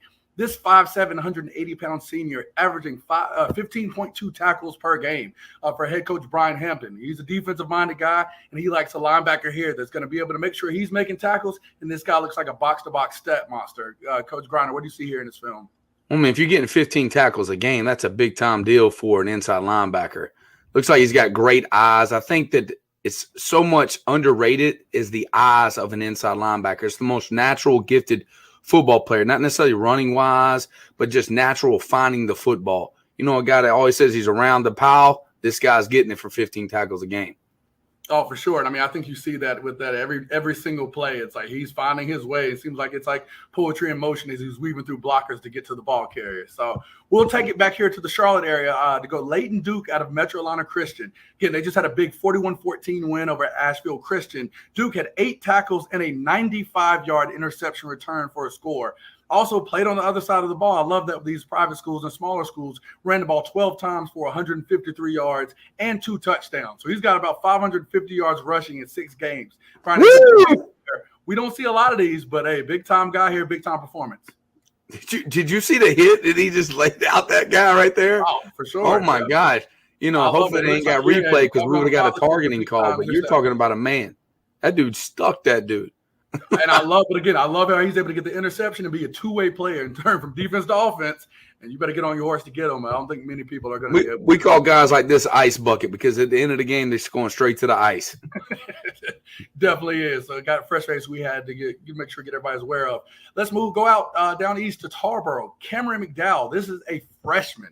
Had 16 rushes, 230 yards, and 2 touchdowns out of that Tarboro T in a big-time 50-14 win over Riverside Martin. This kid already has 739 yards rushing and 13 touchdowns this season. And Griner, he's averaging 13.1 yards every time he gets the football in his hands. We know all about the names in this Tarboro T. Seems like one of these next names as a young freshman here getting this ball. What do you see in this big-time guy's film?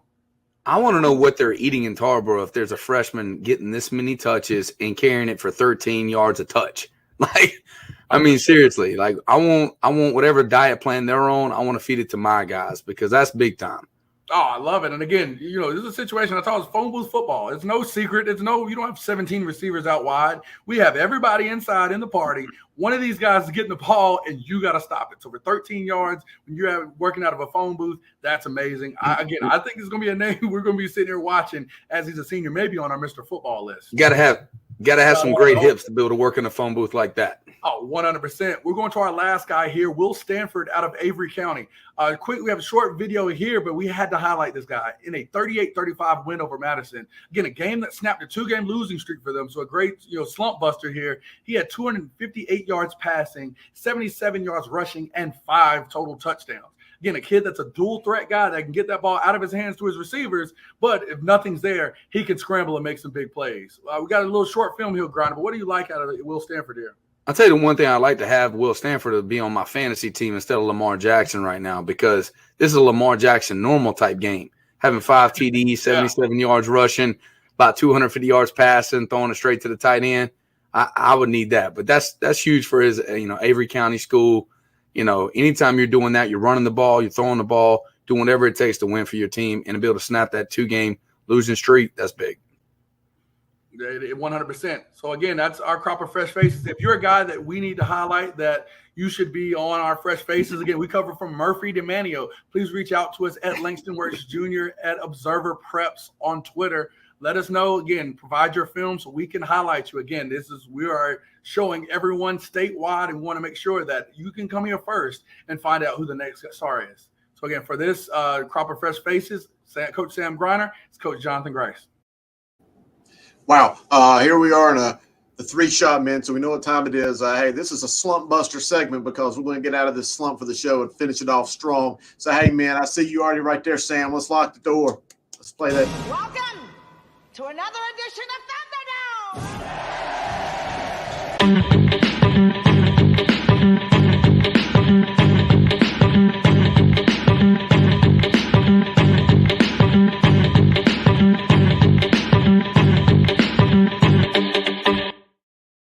All right, everybody out there still watching us live on Talking Preps MC. It's 9:50 at night, but here we are, Coach versus Coach. So we appreciate y'all. Hey, Sam, last week you mixed it up on us and you decided to receive. What's it going to be tonight? I'm deferring again because it was a bye week last week. I was just feeling good about myself. That's all it was. All right. So here we go, Coach versus Coach. Question number 1 coming to you, Coach Grice. Post Robbie Anderson, how should high school coaches handle sideline discipline now in the future? Yeah, I think it's a little different when you talk about, at the high school level. I think, there are enough personnel at the NFL level to handle having a player go into the locker room and be there for the remainder of the game. I think at high school level, heck, we're just happy to have, guys to coach every single position. So in a situation like that, that would be one where I would, you'd have a kid that's standing on the side, on the sideline, probably closer to me. I'd have them doing something. Again, if you're in that level of, you're that level of angst or disgust or whatever, whatever it may be, I want to keep that kid closer to me just to prevent any outbursts, prevent him, any actions or anything in the stands that may trigger or take attention away from what's going on the field. So I think, in the pros, you have that luxury to kick a kid off to have him go to the stands and not have to worry about thinking about him. But for us, a lot of times that kid needs to be right there. And really, I've had situations where I've had to deal with a situation or had to really, exert some sideline discipline, fix it right away while we're on defense and have that kid go back out there because we don't have the numbers to sit there and have that kid go over here and it's like, look, we'll deal with this when Monday at practice. Right now, we got a game to win. If you can't be a part of trying to go out and win this game, then you don't need to be on this team for the rest of the year. Bump just the game. Yeah, and we don't know the whole dynamic of the Robbie Anderson situation. We weren't exactly hearing every aspect that's going on. I think every situation is different. In high school, I've been in situations where we have taken a helmet of a football player that they were, showing their tail to the point where we'll take their helmet and it gives them to an assistant coach and you won't go on the field again. But we have to monitor, the student athletes. We cannot send them to the bleachers. We can't send them to the bus. That becomes liability issues. But the best way you can handle it, if it's an issue where, they're not playing anymore, you just take the helmet, just like in a concussion protocol type deal. All right, man, strong points by both of you. I don't know who to award the point to, but you both make very good arguments. But, hey, Coach Sam, Coach Griner, we're going to stay with you here on this second question. What's better, a great rushing attack or a great passing attack? And I have a feeling I know where you're going. Yeah, it's not even close. It shouldn't even be a question. Great rushing attack is by far better than a great passing attack. You can have ball control. You can manipulate the game. It helps your defense out. It shortens the game. You become comfortable in a more close game. Most games in state championships, when it gets colder, you need to run the ball. I mean, I can go on and on and on for days on why a great rushing attack is going to win more championships than a great passing attack. And I know what you're going to say. Oh, we got Langston in the back saying, well, Tommy Knotts, great passing game. If you look at it, they were very sound and they were unbelievable in the running game as well. Okay, so don't I want to hear it in the background. So funny, I'll bring this into just to current day. So preparing, of course, for Hickory Ridge this week. Hickory Ridge, of course, beat Lake Norman last week, 55-10. Doing some analytics and looking at plays and performance. Coach Jupe on offense had 38 plays scored 55 points. I don't need to hold the ball if I'm scoring in 2 plays. The point of this game, the point of football is to score more points than the opposition. You can have all these plays, all these chances for something to go wrong, but if I can score in 1 play, if I can score in 2 plays, I'm going to do that because, hey, the objective for me is to score the most points on offense. It ain't to control the ball. It ain't to show my strength. It ain't to be, watch this creative play. If I can take this ball and have this receiver go down the field past your guy, I'm going to do it every time. And watching Jupiter, watching Coach Wilson and Christian Hamilton and all the wealth of talent they have do that over and over, that's demoralizing. You say 5 yards is, but having a kid freaking get the ball, bombs over Baghdad, rained over his head, on play after play after play, that kills a kid. Again, DBs are supposed to have short memories. You know why? Because that is one of the worst things that you can have happen. Linebacker gets run over. People forget about that. A receiver freaking goes down the field and catches it on him. It's over. All right. Well, I'm going to recap this because I just want to make my point more clear for you, Chris, so you can give me the check off for this. All right. If you take someone's soul and you just ran right through their chest and their soul left their body, they're going to remember that for a lifetime instead of daggone just the game about going bombs over Baghdad. But it is a situation of just dominance when you are able to run the ball. If you ask a defense coordinator, all right, well, if you're getting beat over the head, you shouldn't be a defense coordinator, okay? All these great defenses we're talking about, Malley Creek, Huff, things of that nature, I bet you if you ask Huff right now, if they would have ran the ball more and not thrown the ball as much in that game, they wouldn't have gave up 2 pick sixes, and they probably would have won the game with field goals. And so great rushing attack again, brother-in-laws with great defense, and it produces championships. Everybody's nice and sexy at the beginning of the year with these passing attacks. When the degrees drop, the percentages of catches drop as well. And that's why you don't see, unless they're just so much more dominant than another team, those teams that are great passing attacks don't win necessarily state championships unless they have a good defense and they can run the ball. Man, it doesn't matter, Griner. I'm telling you just like this. Hey, you can go out and feel, oh, God, all you old guys. I get all these old guys. Oh, yeah, great rushing attack. It doesn't matter. The point is to score points. You guys want to move the ball down the field all slowly. No, bust your head open. How do you want to die?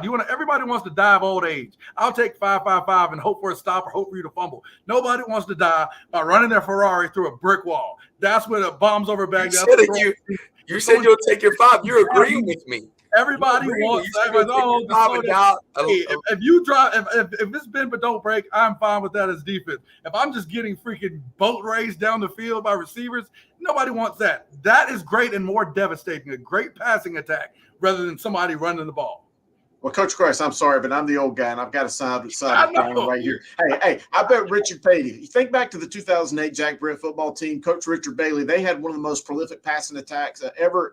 Proctor, great quarterback. Xavier Nixon, great NFL caliber offensive lineman. They slung the ball all over all year. I bet they wish they could have run that ball on that cold Saturday afternoon or Sunday afternoon, actually, in Keenan Stadium, and got that one first down they needed. Jack Brett would have won that championship game, not Richmond County. So there's going to come a day in December where you've got to run that ball. God is the only person that can stop a great passing attack. God, that's it. That's the problem. Y'all, God is the only person that can stop a great passing attack. That makes my point. Our Lord and Savior is the only person that can stop him, Griner. And you throw the ball, 3 things happen, and 2 of them are bad. Huff and Malley Creek's defense as well. you throw the ball, 3 things happen, 2 of them are bad. So, hey, we'll leave it there. Hey, Coach Griner, we're going to stick with you here on this last question. I think I'm right. No, Coach Grice. I'm sorry, Coach Grice. Yeah. Hey, which former NC State NC Star is better at college? Drake May or Hendon Hooker? Man, this is a tough one. Man, hey, I'm going with the hometown 336 Dudley graduate Hendon Hooker. Drake May is in the ACC where defense is optional. Defense is optional. Hendon Hooker under Josh Heupel. See, he started in the ACC, Griner. Started there, didn't really work for him. They actually kept putting guys over him like they didn't recognize his greatness. He goes under Josh Heupel's wonderful fast tempo offense, gets the hang of it. They try to put Milton in front of him like he was better, gets the hang of it. And did you see Saturday? Drake May will never have a performance better than Hendon Hooker in his life. Against Nick Saban's vaunted defense, put up some of the most yards that have ever been put up on Nick Saban's defense in any year that you can find. Hendon Hooker, again, with this time, got himself together, got a program that matched him and allowed him to do the great things, because that's the other point. Drake May, he's going to have to do so much, and things are going to have to be put on his back. And Sam Howell, even the great Sam Howell, his performance started to wane towards the end when they were asking him to do so much. Drake May is a great quarterback, but in the position that he is, they're going to ask him to do too much, and that's going to negatively affect him. Hendon Hooker is the only answer here because Drake May's never going to do what Hendon Hooker did on Saturday. You're exactly right about Hendon Hooker, that Drake May will never do what Hendon Hooker did on Saturday, because Drake May will never make it to his senior year as a Chapel Hill. Okay, he's a freshman. We're talking about a senior. So let's talk about the real facts of what's going on. Hendon Hooker was so good, he would have stuck it out at Virginia Tech, just like Michael Vick did, and made it through and made them great. Okay, he's a product. He's a pro. Hey, this is my turn, brother. You sit back there in that chair and you take it. Oh God, this guy. That's how I know you don't know what you're talking about. Yeah, you're getting chippy with me. Come on. The head coach for Tennessee is an offensive guru. He is amazing. Hooker is a really good football player, but he's a product of the system. Okay, the system of what Carolina. Literally, Drake May is strapping Carolina on his back and say, "Hey, let's go, boys. Put the women and children in bed and let's go looking for dinner." And that's exactly what's happening. But you're exactly right. Drake May will never be Hendon Hooker, because by his junior year, he's bye first round. He'll never have it at any point in his career. First round. We're not making it to our senior year. We're not making it to our senior year. He's never going to do it. Hendon Hooker's going to get a Heisman. Hendon Hooker's the front runner for Heisman. Congratulations. We're talking about first round draft pick, and I'm talking about who's a better QB. I don't care who's what the situation is. Who's a better QB is the question. Hendon Hooker is the better QB and is going to win that Heisman. He's going to win the Heisman. He's going to smile. He's going to have the Heisman picture. Drake May will have 3-3-6. Drake May will have better stats. Drake May will have better stats in 3 years than Hendon Hooker has for his four. For his 4 years. Played against Miami. Hendon Hooker can have 5,000 for his yards. 4 years or 8 years. Isn't this debate about today, not 3 years from now? Hey, last word right here. Coach Grice, I was about to give you the point, but Sam Griner proved I agree with you, Sam. Wins. Sam Griner ran that ball down your throat. He ran power. But not this year. And I bombed over Baghdad with Hendon Hooker. Did you? But not this year, Sam. I agree with you what you're saying about the future. Hey, but you notice what Chris just said. He said that he ran power right there. The fact that he ran power also reaffirms what Gary said earlier tonight. When you run power, this still is a basketball state. Well, we have now set a record. This is the longest talking preps we've ever done. But it's one of the best. Talking preps we've ever done. I'm in the back just dying laughing. When Sam told Grice to get back in his seat, this was the best debate. That's good TV, man. It's good TV. I mean, it's like Undisputed, First Take, and Talking Prep. I mean, But Grice won, Langston, because Grice stuck to the context of the point. The question. He answered the question. Hey, you put the question back up there. It didn't say this year. No, year.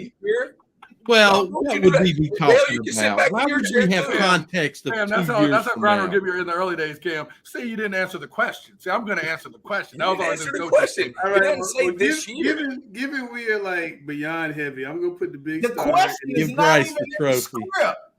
All right. I'm just going to say, I'm going to make a strong point on my final thought today, and it's just going to be, it's not considered a rival if you win every single time. And Coach versus Coach needs a new name for it. And my final thought, it's not considered a rival game if you win all the time. All right, so we're moving on. So what should we call the game show because you lose all the time? I didn't say the game show. This was never an issue until he lost the game show. Langston, he lost the game show. Now he's taking it out of me. I know, right? I won today. I lost twice. In 2 weeks, twice this year. That's it. In 2 weeks, we're gonna bring Randall and the other guru on, Rick Lewis, to talk about basketball, and you and Randall are going head up on the game show. Sounds like he's back in math class drawing these tangents. Well, y'all, thanks for everybody stayed watching. It's 300 and some people watching. Thanks, guys, for watching. I appreciate it. We'll be back next Tuesday. I'm going to try to talk these guys into doing me and Grice talked about it today, a Saturday NCHSA pick show. If everybody wants to do it, we'll do it live on Saturday when the picks come out. And I'm going to try to have like the phone set up. You guys can call in, make comments, and ask questions of the Guru 1 and Guru 2.